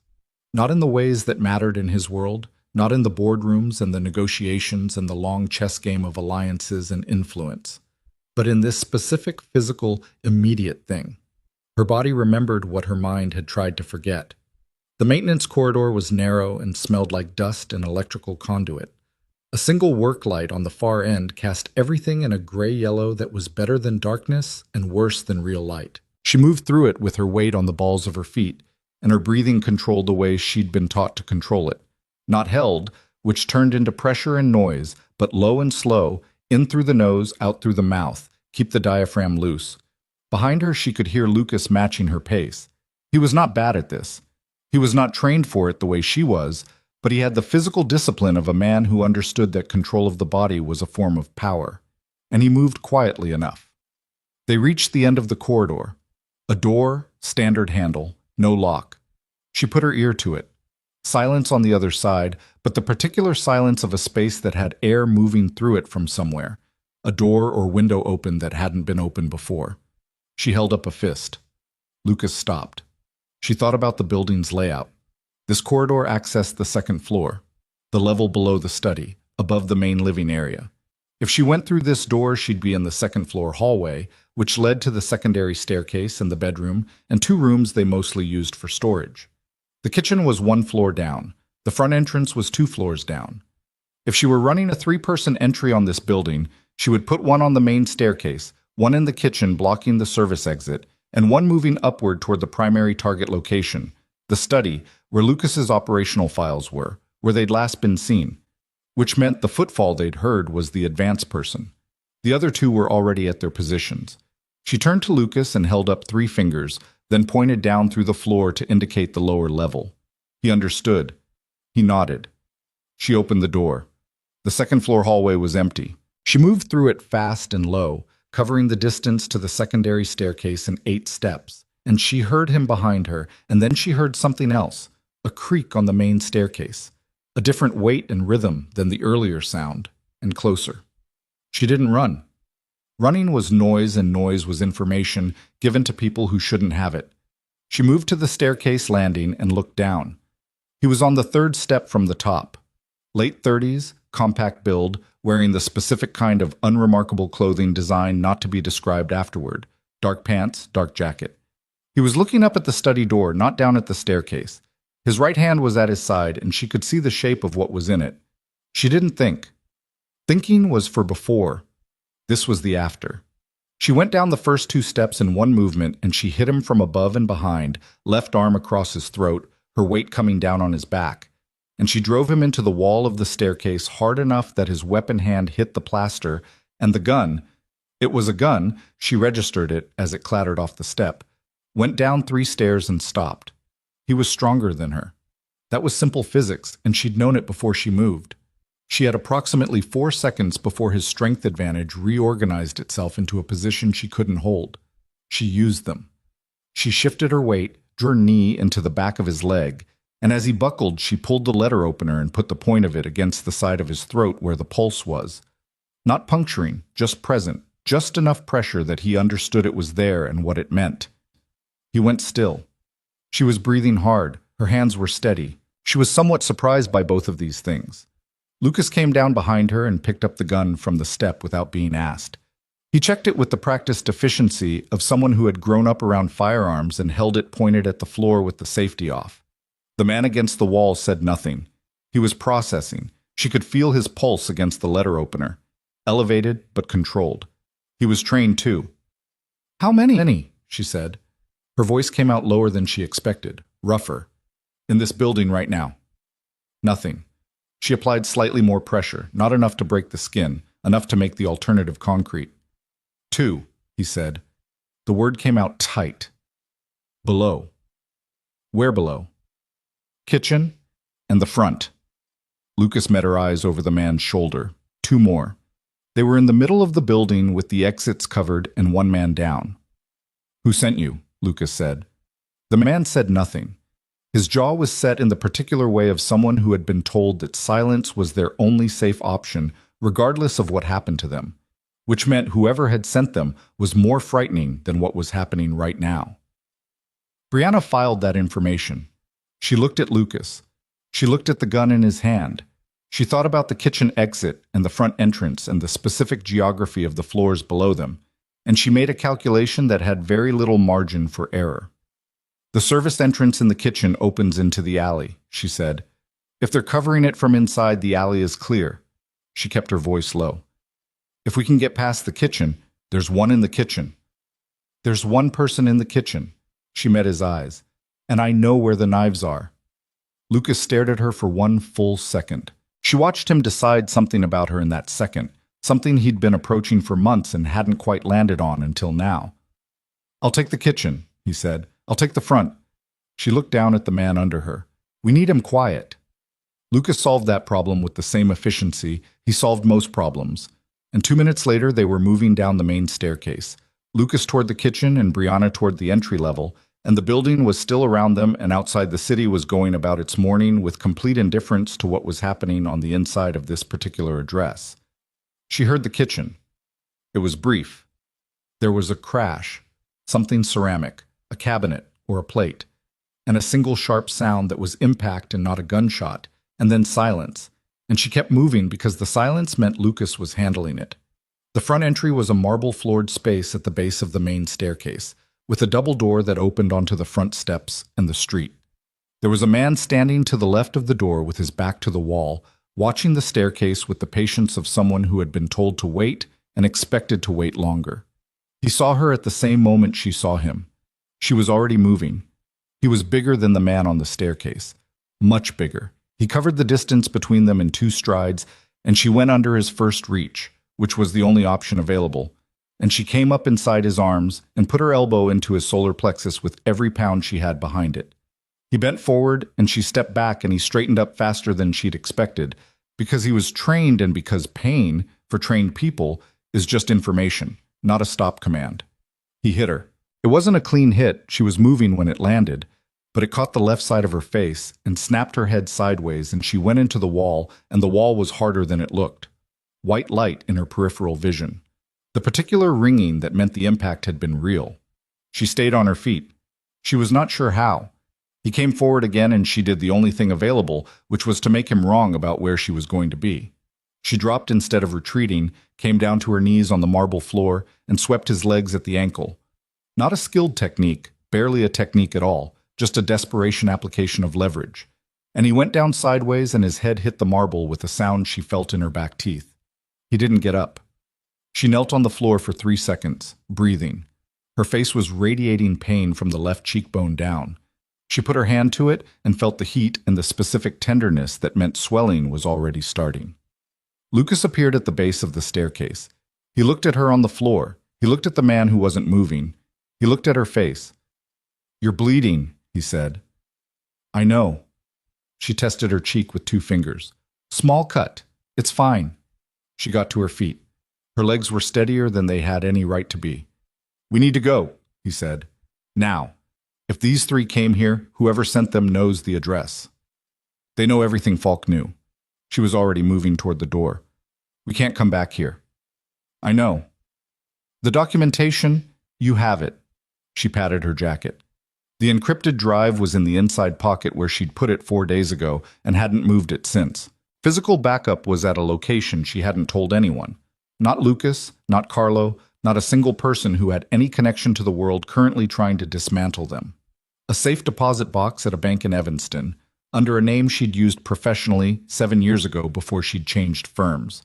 It was the kind of precaution she'd taken automatically and without announcement, the kind of thing that her father would have called the habit of someone who knew the world didn't stay safe. She'd hated him for that education for 20 years. She was grateful for it now in a way that sat complicated in her chest. They went out the front door and turned right, and walked at a pace that was fast but not running, because running on a Chicago street at 9 in the morning was information, and they had given away enough information today. Lucas had his phone out and was texting one-handed. She kept her hand against her cheek and kept her eyes moving. The parked cars, the doorways, the cross street ahead. A delivery van idling at the corner that she watched until they were past it. Half a block down, a black sedan pulled to the curb. Not Pavel, a different man, younger, who said nothing when they got in and drove without being told where. In the back seat, Brianna put her head back against the headrest and took 3 slow breaths and let her body start telling her what the damage was. The cheek was significant but manageable. Her left shoulder had taken something in the wall impact, a deep ache that would get worse before it got better. Her hands were shaking, which she allowed because they had earned the right to shake now that the immediate requirement for them to be steady was over. Lucas was watching her. "Don't," she said. "Don't what?" "Whatever you're about to say about getting you somewhere safe or stepping back or—" "I was going to say you were right about the kitchen knives," he said. She turned to look at him. His lip was split. She hadn't noticed in the entry hall. He was holding his ribs on the left side with a carefully neutral expression. "How bad?" she said. "Bruised. Not broken. I've had broken." He shifted his weight experimentally and kept his face even. "The man in the kitchen was larger than I anticipated. Mine hit me. I can see that." They sat for a moment with the specific awkward intimacy of two people who had just survived something together and didn't have a template for what to say about it. "Where are we going?" she asked. "Safe house on the north side. Carlo's people. He set it up 2 years ago and only 3 people know the address." A pause. "None of them are Falk." "I need a computer," she said, "and I need to make a call." "To who?" "A federal contact. I've been building toward this for a year. Not for this situation specifically, but I've had a contact at the FinCEN field office who has been interested in a case I consulted on 18 months ago. If I go to her directly with what I have on the Voss structure, we can potentially get a fast-track review." She looked at him. "It bypasses the licensing challenge entirely. If the financial structure is flagged as potentially fraudulent at the federal level, the Port Authority Licensing Board has to pause the competing application while the review runs. How long for the review to start? If my contact takes it seriously, 72 hours for an initial flag. That buys us time." She held his gaze. "But I need the meeting with Haas's group to still happen. The federal flag slows them down. The meeting ends them." Lucas was quiet for a moment. Outside the car window, Chicago's north side was coming up. Narrower streets, older buildings, the city becoming more residential and less performative. "Two-track," he said. "Two-track," she confirmed. "Federal filing to stop the immediate mechanism. Direct confrontation to destroy the larger structure. If the federal contact doesn't move fast enough, then the licensing challenge goes in, and we're back to absorbing the damage while we build the meeting strategy." She shifted in the seat, and her shoulder sent a clear message about its opinion of the movement. "But I think she'll move. She's been waiting for something clean enough to take to her supervisor. I'm going to give her something very clean." "You trust her?" "I trust that her professional interests align with mine. That's more reliable than trust in most cases." He looked at her for a moment. "You've been building contingencies for this for a year." "I've been building contingencies since the second week I was inside the organization," she said. "It's what I do. I find the gaps between what's stated and what's real, and I build something in them." She turned back to the window. "I didn't know at the time what specific gap I was preparing for. I just knew there would be one." The safe house was a 2-flat in Andersonville that smelled like old wood and someone's grandmother's furniture, and had a network set up in the back bedroom that was considerably more sophisticated than the decor suggested. A woman named Ingrid, 50s, gray-cropped hair, the energy of someone who had made peace with most things but not all of them, was already there when they arrived. She looked at Brianna's face and went immediately to get ice without being asked. Brianna sat at the back bedroom desk with the ice pack against her cheek and her encrypted drive plugged into the network, and the ache in her shoulder settling into something chronic and manageable, and she started building the federal submission package while Lucas sat in the other room and made calls. She worked for 4 hours without stopping. She was good at working through discomfort. She had been good at it since she was 9 years old, and her father had made her navigate 3 miles of Wisconsin forest in the rain and told her that discomfort was just her body telling her she was still alive, and she could be grateful for the information. She had hated him for that too. She was grateful for it now too. The list was growing. At 2 in the afternoon, Lucas appeared in the doorway. He looked better than he had. Someone had attended to his lip, and whatever he'd taken for the ribs was doing its work.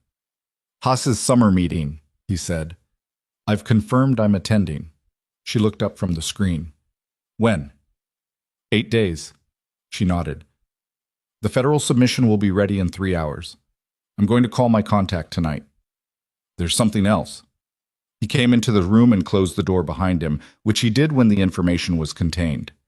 "Pellini left Chicago this morning. His people confirmed it. He flew out at 7 a.m. She processed this.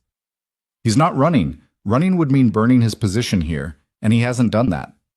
She thought. "He went to report. In person." "That's what I think." Which means whoever is behind Pellini, whoever he answers to, is going to know within 24 hours that the 3 people they sent to our house this morning didn't achieve their objective. She looked at him. "And they're going to adjust." "Yes. How much time before the adjustment reaches Chicago?" "If Pellini flew to New York, 48 hours. If it's further, 3 days," she said. "Maximum." He nodded. She thought about the geometry of what they had. 8 days to the meeting, 3 days before the next adjustment came. A federal submission that needed 72 hours to generate a protective flag. The math was tight, but it worked if everything moved exactly as projected. Things never moved exactly as projected. We need a third track, she said. What kind? Something that makes moving against us more expensive than letting the meeting happen. A deterrent. She turned this over.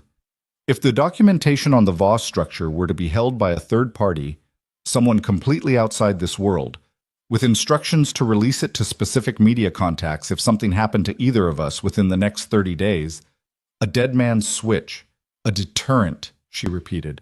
I don't want to use it. I want them to know it exists. The knowledge is the weapon. Lucas studied her. You'd need someone you trust absolutely. I have one person, she said, outside of everything. No connection to you, to this organization, to anything that Falk or anyone else could reach. Celeste, he said. She looked at him. You know about Celeste? You call her every 2 weeks. She's been your friend since law school. He paused. I had everyone around you checked when we got married. It was necessary. I'm telling you now. She held his gaze for a long moment. She absorbed the specific texture of that, the fact that she'd been researched, that the people in her life had been cataloged. She thought about whether it surprised her. She decided it didn't. Was there anything concerning? She asked. No, she's exactly who she appears to be. A pause. A public defender who laughs too loud and asks too many questions. Brianna looked back at her screen. I'll call her tonight, after the federal contact. She made both calls after midnight, when the safe house was quiet, and Lucas was in the front room doing the specific version of not sleeping that powerful men did when the ground had shifted under them. She sat in the dark of the back bedroom with the desk lamp off, and made the 2 most important calls of her professional life in under 40 minutes. Her FinCEN contact's name was Agent Rita Souza, and she answered on the 4th ring with the voice of someone who did not sleep well regardless of the hour. Brianna spoke for 11 minutes without interruption. When she finished, Rita Souza was quiet for 8 seconds, which was long enough to mean she was doing the same kind of rapid structural assessment that Brianna did when confronted with new information. How clean is the documentation? Rita said. 12 months of work. I can walk you through every chain of evidence. If this is as complete as you're saying, I can have a preliminary flag in place in 60 hours. I need 48. 60, Rita said. I have to do this right, or it doesn't hold. 60, Brianna agreed. She called Celeste at 12:43. Celeste answered immediately, which meant she hadn't been asleep, which meant she'd been waiting. Bree, she said, just the name, just the weight of knowing something had happened. I need you to hold something for me, Brianna said. I'm going to send you an encrypted file tonight. The password is the name of the bar where we studied for the CPA exam, all lowercase, no spaces. Okay. No questions. Celeste had been a public defender for 8 years. She understood the shape of necessary information and unnecessary information. If you don't hear from me, specifically from me, my voice, within 30 days, you send that file to the 3 email addresses I'm going to text you right now. No communication with anyone, no explanation. Just send it. A pause. Bree, are you safe? Right now, yes. She thought about the man on the marble floor of the entry hall, the letter opener, the specific weight of a brass object that had been designed for correspondence and had served a different purpose that morning. Right now, I'm fine. Okay. Another pause. I'm going to need you to call me in 30 days. I'm going to call you in 30 days, Brianna said. She sent the file at 1 in the morning and lay down on the narrow bed in the back room with her encrypted drive in her jacket pocket and the ache in her shoulder telling its steady story. And she did not sleep for a long time. She thought about the Haas meeting, about Eleanor Voss's smile, about a room full of people who had decided she was irrelevant and built an architecture of destruction on that assumption. She thought about what it would look like when she walked into that room and took it apart in front of all of them. She had built the tool for it. She had the documentation, the financial map, the chain of evidence that connected every piece of the conspiracy to its source. She knew the numbers. She knew the names. She knew the mechanism in enough detail to explain it to a room full of people who thought they understood it and demonstrate to every one of them that they had understood it wrong. She was good at this. She had been good at this for 9 years in conference rooms and boardrooms and regulatory hearings, and this was the same thing with higher stakes. and she was still the same person who had stood in a file room at 2:30 in the morning and told a man with a gun that he was stealing from the wrong person.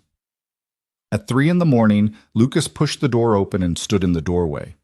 He didn't come in. He just stood there in the half-light from the hallway. "You should sleep," she said.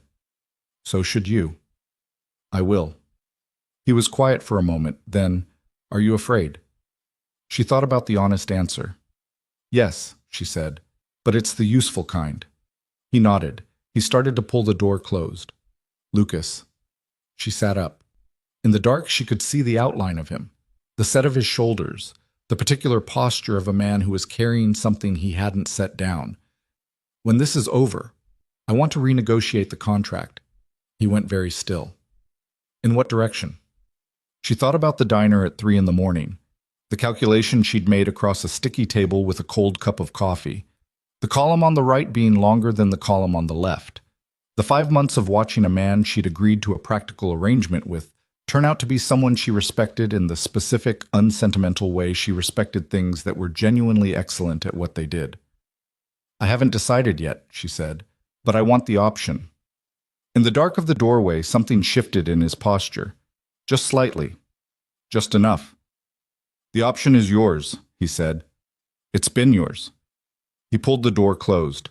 She lay back down. Her shoulder throbbed.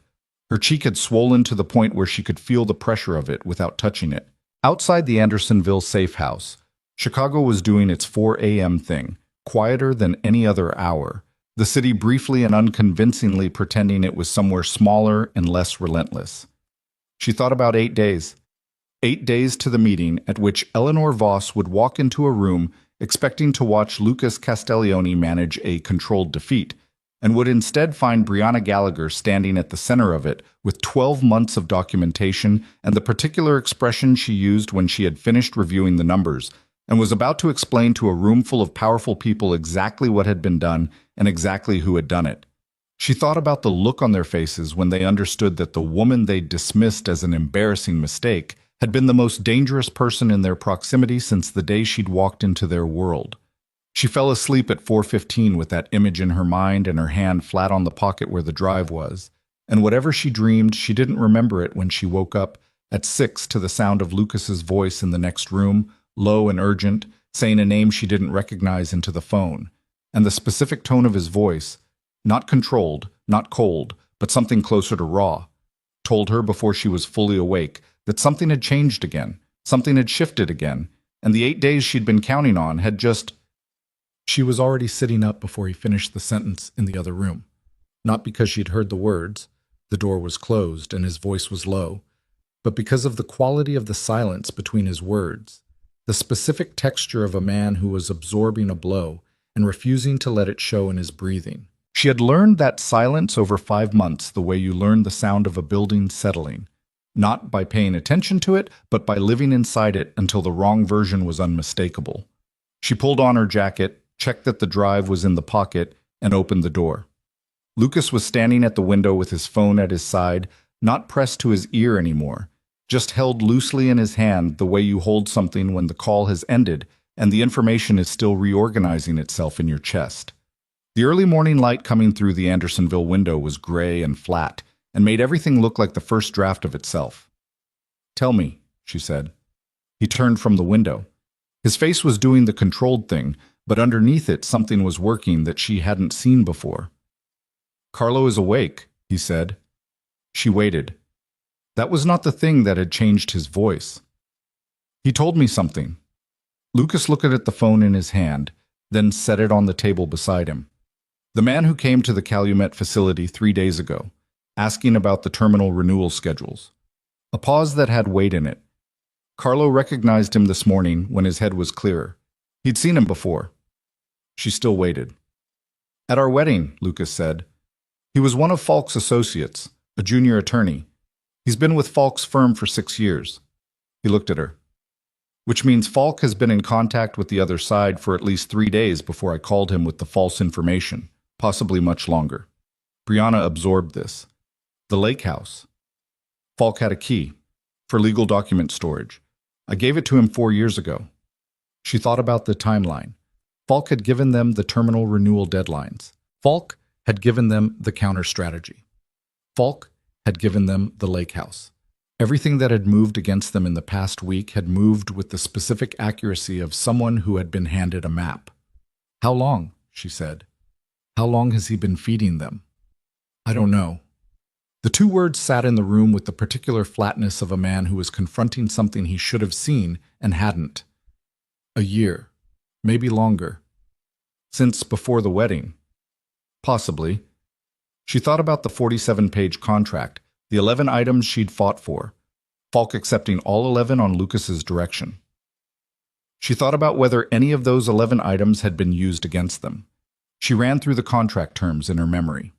She could do this, had always been able to do this, the specific recall for documented language that had made her valuable in depositions and audits for 9 years. Item 7.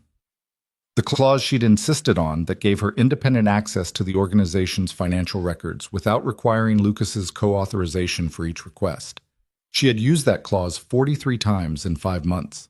Every time she'd used it, the access request had been logged in a system that Falk had administrative oversight of. "He could see everything I pulled," she said. "Every document I accessed. Every account I reviewed." Lucas was very still. "He's been watching me build the case," she said. "The whole time." The silence that followed was the kind that happens when two people simultaneously understand that the ground they'd been standing on was less solid than they'd believed, and that they'd been building on it anyway, and that despite this, somehow, the building had held. "The documentation," Lucas said. "If he could see what you were pulling, he knows the shape of what I have. He knows which entities I traced, which account structures I identified." She held his gaze. "He doesn't have the documentation itself. It's on the drive in my pocket and a safe deposit box in Evanston that no logged access request ever touched, because I pulled those final threads on a private network using a research account I set up before we were married." She paused. "He knows I have something. He doesn't know how complete it is."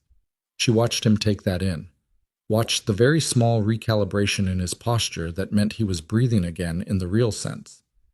"We have 6 days until the Haas meeting," he said. "We have 6 days," she confirmed, "and Rita Souza has 54 hours left on her 60-hour window, which means by tomorrow afternoon we should have a federal flag in place on the Voss financial structure." She looked at the window, at the gray morning making its slow commitment to being a real day. "They're going to move before the meeting. They know we're preparing something. They'll try to take the meeting off the table." "How?" "I don't know yet, but Falk will advise them, and Falk knows how we think." She stopped, corrected herself. "How you think?" "He doesn't know how I think, not completely." Lucas looked at her. "What are you going to do that he doesn't know about?" She told him. It took 7 minutes. He listened without interrupting, which was still one of the things she respected most about him. When she finished, he said, "That's either going to work completely or destroy everything." "Yes," she said. "That's accurate." "You're certain?" "I'm certain of the logic. I'm not certain of the people." She met his eyes. "But I've been reading people in rooms for 9 years, and the people in that meeting room in 6 days are going to behave according to very specific incentives. I know what those incentives are. I know which ones outweigh which others." She paused. "I've done this before. Not at this scale, but the mechanism is the same." He was quiet for a moment. Outside, a car started somewhere on the street, the ordinary percussion of a neighborhood waking up. "I believe you," he said. And the way he said it, not as encouragement, not as reassurance, but as a simple statement of a position he had arrived at through evidence, was the most useful thing anyone had said to her in 6 days. The next 4 days were the most precise work she had ever done. She built the meeting presentation with the same architecture she'd used for regulatory submissions in her professional life. Clean, sequential, documented at every step, designed for an audience that was intelligent and skeptical and had strong reasons to disbelieve what they were being shown. She structured it so that the first 8 minutes established facts that no one in the room could dispute. The next 12 minutes connected those facts to each other in ways that became increasingly difficult to reframe. And the final 10 minutes arrived at a conclusion that the audience had been, without knowing it, building themselves for the entirety of the preceding 20. She had presented financial fraud findings to corporate boards, federal investigators, and hostile legal teams. She knew that the difference between a finding that produced action and a finding that got buried was almost never the evidence. It was the sequence. The order in which information arrived in a listener's mind determined whether they absorbed it as revelation or rejected it as attack. This audience would arrive in that room already having chosen a side. She needed to give them a reason to reconsider before they understood that was what they were doing. On the fourth day, Rita Souza called. "The flag is in place," Rita said. "Preliminary review of the financial structure you submitted. 48 hours from now, the Port Authority Licensing Board receives a notification that a competing application in the relevant category is under federal financial review and all related proceedings are paused pending the outcome." Brianna closed her eyes for exactly 1 second. How long does the pause hold? Minimum 90 days. Maximum to... There's no maximum. If we find what you're saying is there, this becomes a full investigation. "You'll find it," Brianna said. "I did." "I know," Rita said. "That's why I moved fast." One piece clicked into place. She told Lucas that evening. He listened and then sat with it for a moment. "The licensing challenge is neutralized," he said. "For now. The threat remains until the investigation concludes. But the immediate mechanism, the one designed to freeze the terminal renewals and create a cash flow crisis, is paused." She looked at him. "Which means when we walk into the Haas meeting in 2 days, the people in that room are going to know their primary instrument has been disabled. They just won't know how or how much else we have. They'll know by then that the federal flag happened. Yes, and they'll be angry and disoriented and looking for the source." She nodded. "Which is exactly the condition I need them in." The morning of the meeting, she woke at 5 without an alarm and lay still for a moment and took inventory. Her shoulder was down to a dull, manageable ache. The swelling in her cheek had resolved to a faint yellow-green bruise that her compact covered adequately. She had slept, on average, 5 hours a night for the past 10 days, which was 2 fewer than she preferred and 3 more than she'd feared she'd manage. She was tired in the way that had become a baseline rather than a condition. She was ready. She dressed carefully. Not the way she'd dressed for the early society events, with the effortful deliberateness of someone trying to meet an unfamiliar standard. She dressed the way she dressed for regulatory presentations. Dark blazer, clean lines, nothing that would distract from what she was saying. She put her hair up and looked at herself in the bathroom mirror for approximately 4 seconds, which was 3 seconds longer than she usually looked. And what she saw was someone she recognized.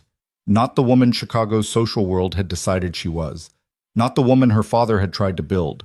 Not the woman who had signed a practical contract in a diner at 3 in the morning. Someone who had absorbed all of those versions and come out the other side as herself. She picked up the drive from the bedside table, put it in her jacket pocket, and went to find Lucas. He was in the kitchen. He had made coffee, which he rarely did himself, and he handed her a cup when she came in and looked at her in the complete serious way he had, the way that didn't slide past or summarize but actually looked. "How do you feel?" he said. "Ready." She drank the coffee. "You?" "Ready." He paused. "There's going to be a moment in that room when it could go either direction." "I know." "If it goes the wrong direction, it won't." "If it does," he said, "I need you to get out of the room before I do anything about it. That's not negotiable." She looked at him over the coffee cup. "Lucas?" "Non-negotiable," he said. She thought about arguing. She decided to let him have it, not because she agreed, but because some commitments are made in order to be kept, and some are made in order to make the person who needed to make them feel that the thing they love has a better chance of surviving. She was aware, in that moment, of what she'd just called the thing. "All right," she said. The Haas summer gathering was held at a private club on the North Shore, the kind of building that had been built when architecture was still understood as a statement about permanence. Dark wood panels. High ceilings. The particular hush of rooms that had contained significant decisions for decades and absorbed them into the walls. Brianna had been to 3 events at this club. She had never been to a room on the 3rd floor, which was accessed by a private elevator and was not included in the general gathering. Lucas had been invited to this room twice in the past 11 years. Tonight they were arriving together, which was itself a statement that the room would read before she opened her mouth. The elevator opened into a space that held 18 people. She counted them as she walked in, Not obviously, not with the scanning sweep of someone checking a room, but with the peripheral precision she'd been practicing since she was a child, learning to assess a space before her father knew she'd assessed it. 18 people, 12 of whom she'd seen before in various configurations. Haas at the far end, standing with a drink and the specific social posture of a man on his own territory. Senna to the left, seated, watching the door. 3 people she didn't recognize who had the energy of legal or financial advisors. Staff, not principals. Eleanor Voss near the center, in a cream-colored jacket, already looking at Brianna with an expression so precisely calibrated to warmth that it was its own kind of tell. No Pellini. She noted his absence and held it. No Falk. She noted that too. The room settled. Someone offered drinks. Lucas took water. Brianna took nothing and stood slightly to Lucas's left and slightly forward, which was not the position of a wife at her husband's elbow and was not meant to be. Haas opened with the social pleasantries that were mandatory and meaningless, and Brianna watched the room while they ran their course. She watched Senna not look at Lucas directly, which was a choice. She watched Eleanor Voss look at her with the practiced warmth, and behind it something assessing the temperature of the situation, trying to determine what Brianna knew and how much trouble it was going to be. She watched a man near the window, one of the 3 she hadn't recognized, check his phone and then look at Haas with the specific micro-expression of someone who had received information and was deciding whether to share it immediately or wait. She made her calculation. "I'd like to say something," she said. The room went quiet in the specific way rooms go quiet when someone speaks who wasn't expected to speak. Haas looked at her with the polite attention of a man who assumed this would be brief and manageable. "I know that's not the format," she continued. Her voice was even and unhurried. "But I think it'll save everyone some time." She reached into her jacket and produced the drive. She walked to the laptop that had been set up for the evening's presentation materials, and she plugged it in and she opened the first file. 6 weeks ago, she said, a federal financial review flag was placed on a shell company structure connected to a competing port terminal licensing application. I submitted that flag. I'm going to explain why. The temperature of the room changed. It didn't happen all at once. It happened the way water temperature changes when you add ice. Not a single dramatic shift, but a progressive spreading cold that moved from person to person as they began to understand what they were looking at on the screen. She walked through it in the order she'd designed. The first 8 minutes were facts. The shell company structures, the account flows, the nominee directors, the trust arrangements, names and numbers and dates. She presented them with the neutral precision of someone who had no emotional stake in what she was showing, which was the most effective possible performance of someone who had a great deal of emotional stake in it. At the 7-minute mark, Haas set down his glass. At the 9-minute mark, she connected the first structure to the licensing application. At 11 minutes, she showed the flow of capital from the Voss Family Foundation through the offshore architecture to the competing applicant entity. Eleanor Voss said, "This is a remarkable amount of creative interpretation." Brianna looked at her. "The account numbers are on the screen. The transaction records are sourced. The beneficial ownership chain was verified by a FinCEN field officer." She paused. "What specifically would you like me to interpret differently?" The silence that followed had a different quality than the earlier silence. This one had the texture of a room full of powerful people doing the math simultaneously and arriving at the same number, which was the number of ways this could become a problem for them personally. She moved to the 13th minute. The connection between the financial structure and Victor Senna's access to the Port Authority licensing board, Sandra Keel's name, and the payment records. The specific dates on which information about the Castiglione terminal renewal schedule had moved from inside the organization to the other side. She did not name Falk here. She presented the information flow without naming its source, which was a choice, and she watched Senna's face as he understood that she knew and had chosen not to say. That choice would cost him more than an accusation would have. An accusation could be refuted. The knowledge that she had the information and had chosen restraint was something he would have to live with, and he would never know exactly what she was holding back. At the 16th minute, she showed the East Coast connection. Pellini's name. The operational structure that would have absorbed the terminal contracts once the renewals failed. The specific financial arrangements that connected Pellini's organization to the capital from the Voss structure. The man near the window, the one who had checked his phone, said something to the person beside him in a low voice.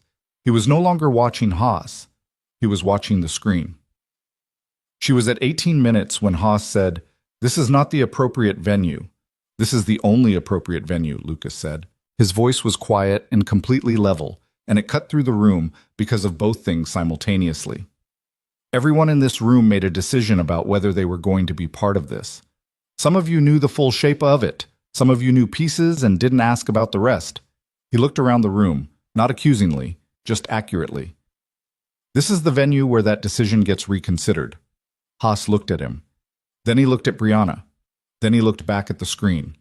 He was, she had always understood, a pragmatist above everything.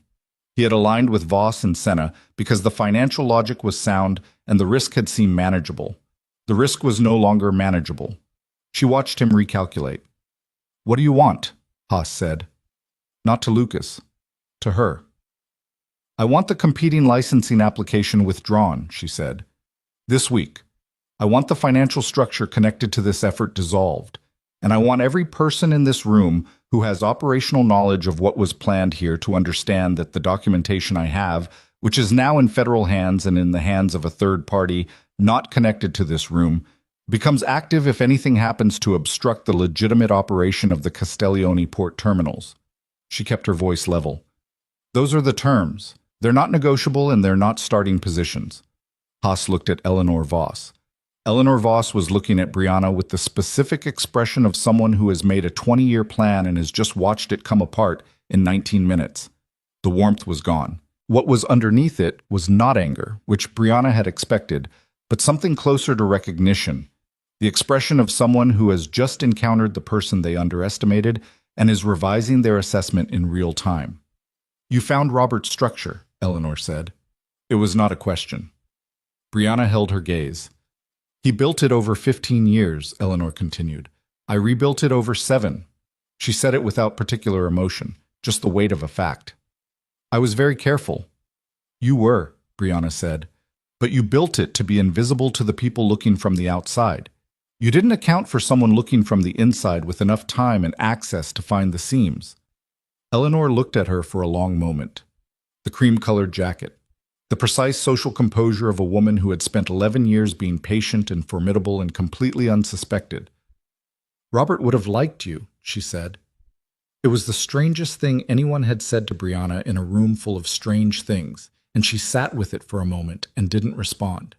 Senna stood up.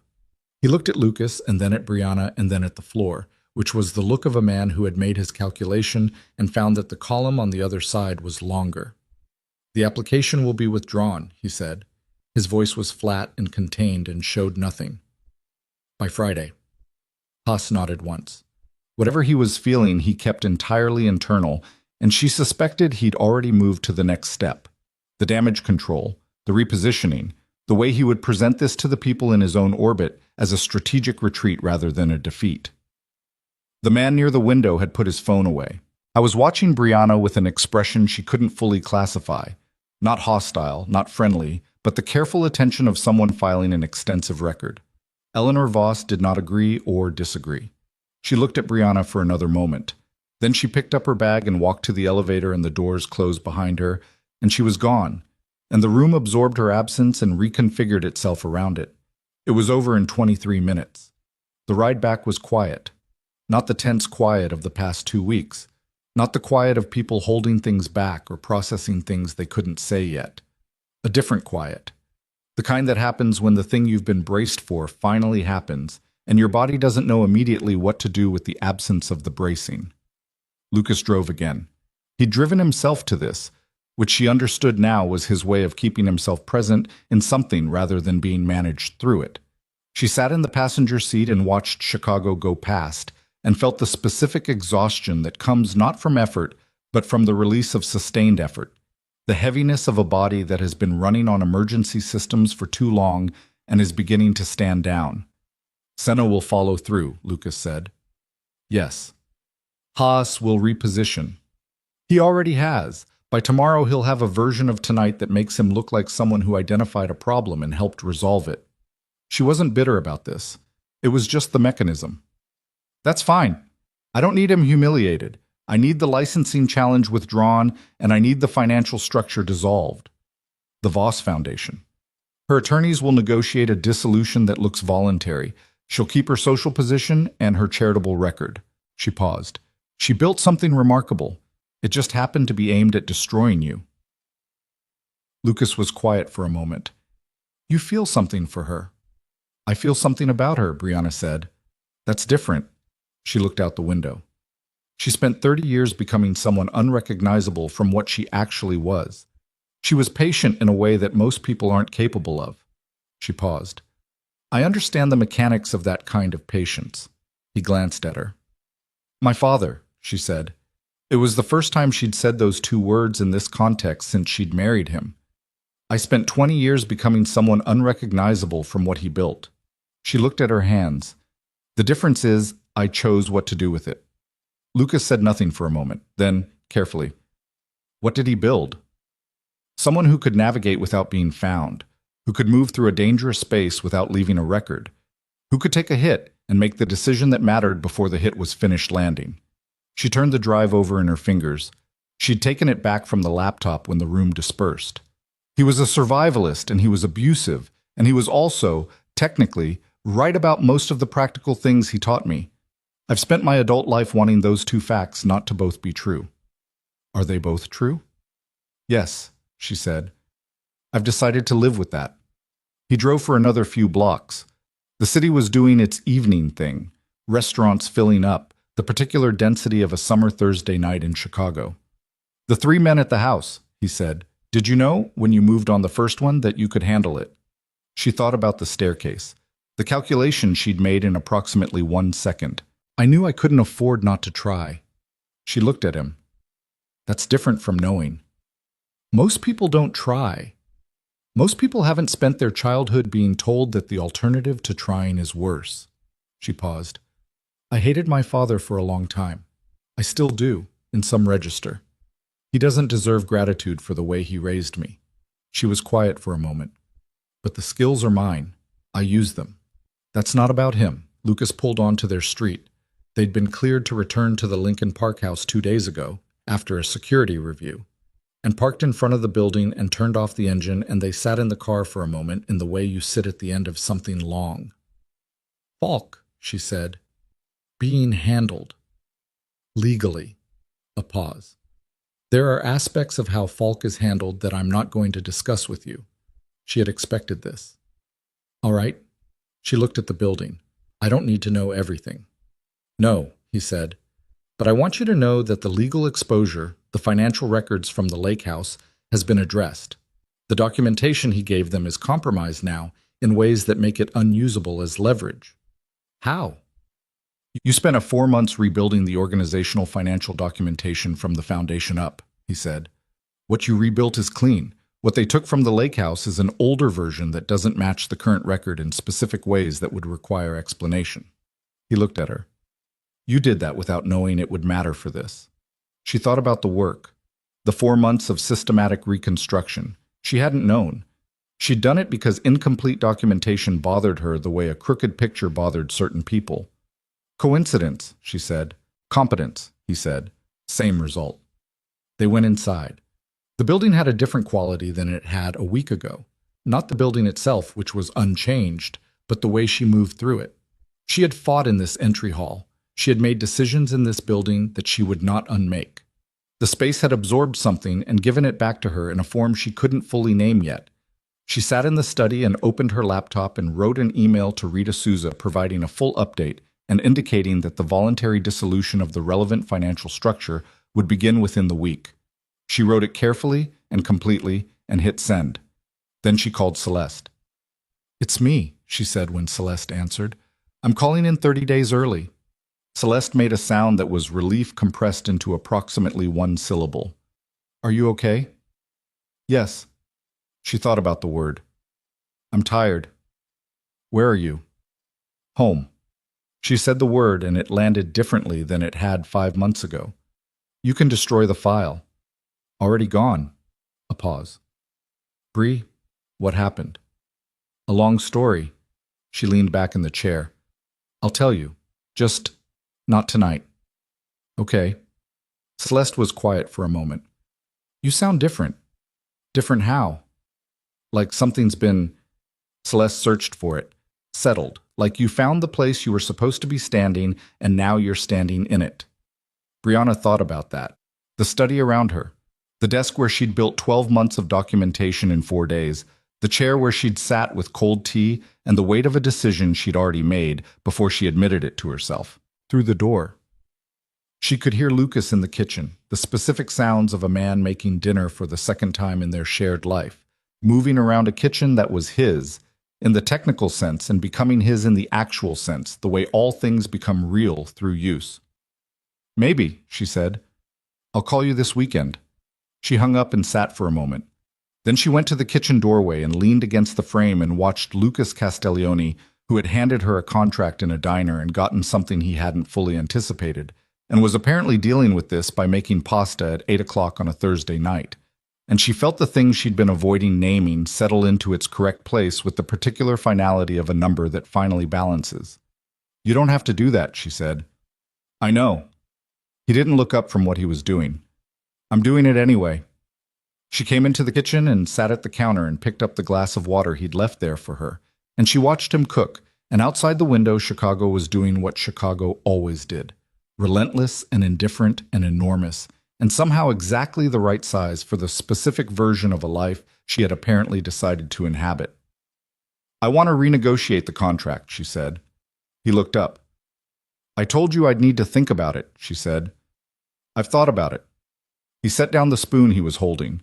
He turned to face her fully across the kitchen counter, and his face had the expression she had come to recognize as him, not deploying anything, not control, not performance, not the managed version of himself that he presented to rooms and situations.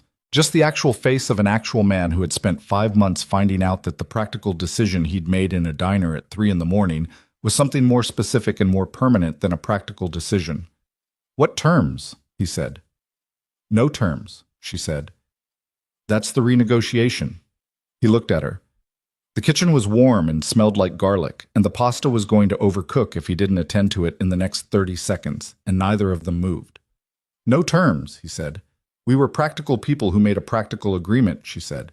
I'm still practical, but I want the agreement to reflect what it actually is rather than what we said it was in the beginning. He picked up the spoon. He turned back to the stove. She watched his shoulders and what they were doing with the thing she'd just said. You should know, he said to the pot, that I filed a modification with Falk's replacement 6 days ago, before the meeting. He paused. An amendment, removing the dissolution clause. The dissolution clause was the provision that allowed either party to formally end the arrangement after 24 months with no financial penalty. She was quiet for a moment. You filed that 6 days ago. When we were in Andersonville, he stirred. When you were in the back room building documentation at 2 in the morning and you asked me what I thought you were when I first met you. She thought about that night. The narrow bed, the drive in her pocket, the way he'd stood in the doorway and said the option was hers. It had always been hers. You were removing the option while you were offering it to me, she said. I was removing the option on my side, he said. Your side was always yours. She sat with this for a moment. The specific shape of it. A man who did not say things like this easily, who had built a life inside control and strategy and the management of his own exposure, who had quietly removed his own exit from a contract 6 days before the most dangerous meeting of their shared life. Without telling her, without making it a gesture, without any of the apparatus of romantic declaration. Just a legal filing, just a document, just the most Castiglione and Gallagher thing that had ever happened. She felt something release in her chest that she hadn't known she'd been holding. The pasta, she said. He adjusted the heat. I know. I want to see the amendment. It's on his desk. She didn't go look at it that night. She stayed in the kitchen while he finished making dinner, and they ate at the counter with the particular ease of two people who had stopped performing anything for each other somewhere in the middle of a crisis and hadn't gone back. They talked about Carlo, who was recovering well and had already been informed of what had happened at the meeting and had apparently said 3 words that Lucas reported to her verbatim, "She can cook," which both of them understood meant something different than it sounded. They talked about what the organization looked like in the next 3 months, the terminal renewals proceeding on schedule, the financial documentation she'd rebuilt that would make the next audit the cleanest in the organization's history. The specific work still left to do on two subsidiaries she hadn't fully reconciled. They talked about the safe deposit box in Evanston, which she would close out next week. They did not talk about Eleanor Voss, who had spent 7 years building something remarkable and aimed it wrong, and would spend whatever came next living inside the particular space of someone who had played an extremely long game and lost. Brianna did not feel victorious about this. She felt the complicated thing you feel when you've beaten someone you understand, which is different from the simple thing you feel when you've beaten someone you don't. After dinner, Lucas went to the study, and she heard the sounds of him working, calls, the specific rhythm of a man managing the aftermath of a major event through all the smaller events it generated. She washed the dishes by hand, which she did when she needed to do something physical and contained. The water was hot, and the kitchen was quiet, except for him in the other room and the city outside the window. She thought about the first morning of her new life, the water stain on the ceiling of her apartment shaped like Ohio, the calculation she'd run, the column on the right that was longer than the column on the left. She thought about how incomplete that calculation had been, how many variables she hadn't had yet, how different the column on the right looked now, with 5 months of actual evidence instead of projected probability. She dried her hands on the dish towel and went to the study door. Lucas was on the phone. He held up 2 fingers, 2 minutes, and she nodded and leaned against the doorframe and waited. And she looked at the room where she had spent 4 of the most concentrated days of her professional life, and the desk where the amendment was sitting, and the window where the Chicago night was doing its permanent thing outside, enormous and continuous and unimpressed by any of the human dramas conducted within it. He ended the call. He looked at her in the doorway. "The amendment," she said. He opened the top desk drawer and produced a folder and held it out. She crossed the room and took it and opened it and read it in the way she read everything, completely, without skimming, every word in sequence. It was 4 sentences, simple language, the dissolution clause, removed. A new clause, added, that said the arrangement was to be understood as permanent and renegotiable only by mutual written consent. Mutual. She noted the word. She closed the folder. "When did you decide?" she said. "The actual decision, not the filing date." He looked at her. The desk lamp was on and the rest of the study was in shadow, and he looked like the version of himself she thought was the realist. Not the public one, not the managed one, but the one that sat in this room after midnight and carried things without complaint and made decisions with the specific quality of someone who had thought about them long enough that they had become simple.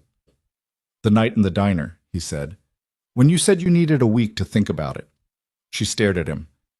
"You decided before I said yes." "I decided that whatever you decided, I was going to learn from you." He looked at the folder in her hands. Everything else followed from that. She thought about 9 months of following. The way she had changed this organization. The way she had changed this house. The way she had been changed herself by the specific education of living inside something real rather than something managed. She put the folder back on the desk. "I'm going to bed," she said. "I'll be there in an hour." She nodded. She walked to the doorway and stopped. "Lucas?" She didn't turn around. "For what it's worth, I decided in the diner too." She heard him set down his pen. "I know," he said. "The week was a performance." "The week was a performance," she confirmed. She went down the hall to the bedroom that had become theirs in the actual sense of the word. In the same way all things become real through use, through presence, through the accumulation of ordinary nights on either side of the extraordinary ones. She sat on the edge of the bed and took off her shoes and set them neatly beside each other on the floor, which was a habit from childhood that she'd kept because some habits are worth keeping regardless of where they came from. And she sat there for a moment in the quiet of the room with the city, a low, constant hum outside the window. The drive was still in her jacket pocket. Tomorrow, she would back it up, file the relevant copies with Rita Souza, archive the rest in a system she would build specifically for this purpose. Tomorrow she would call Carlo and begin the work of the next quarter. Tomorrow, the ordinary ongoing life of a woman who had walked into an extraordinary situation and found out who she was inside it would continue its particular version of forward motion. Tonight she sat on the edge of the bed in a city that had watched her enter as nobody and had discovered, at considerable cost to several of its most formidable residents, that nobody had been the wrong assessment. She had not won because she was invulnerable. She had a bruised shoulder, a healing cheekbone, 9 months of accumulated exhaustion, and a father she would never fully forgive for the things that had saved her life. She had won because she had looked at every situation she'd found herself in and done the thing she always did. She had noticed what was actually there rather than what she'd been told to expect. She lay down. She looked at the ceiling of this room, which did not have a water stain shaped like Ohio, which had crown molding and a certain expensive quality of silence that she still sometimes found slightly formal. She had not chosen it. She had made a practical decision in a diner and walked through a door she hadn't been able to see past at the time, and this was what was on the other side. She could live here. She was living here. Outside, Chicago continued its permanent, indifferent, magnificent business, carrying 11 million ordinary lives through another night. Inside, Brianna Gallagher, forensic accountant, reluctant survivalist, woman who had stood in a file room at 2:30 in the morning and told a man with a gun that he was stealing from the wrong person, closed her eyes and let the exhaustion of the past 9 months settle into something that was not quite peace but was close enough to it that she stopped making the distinction. In an hour, she heard him come down the hall. She did not open her eyes.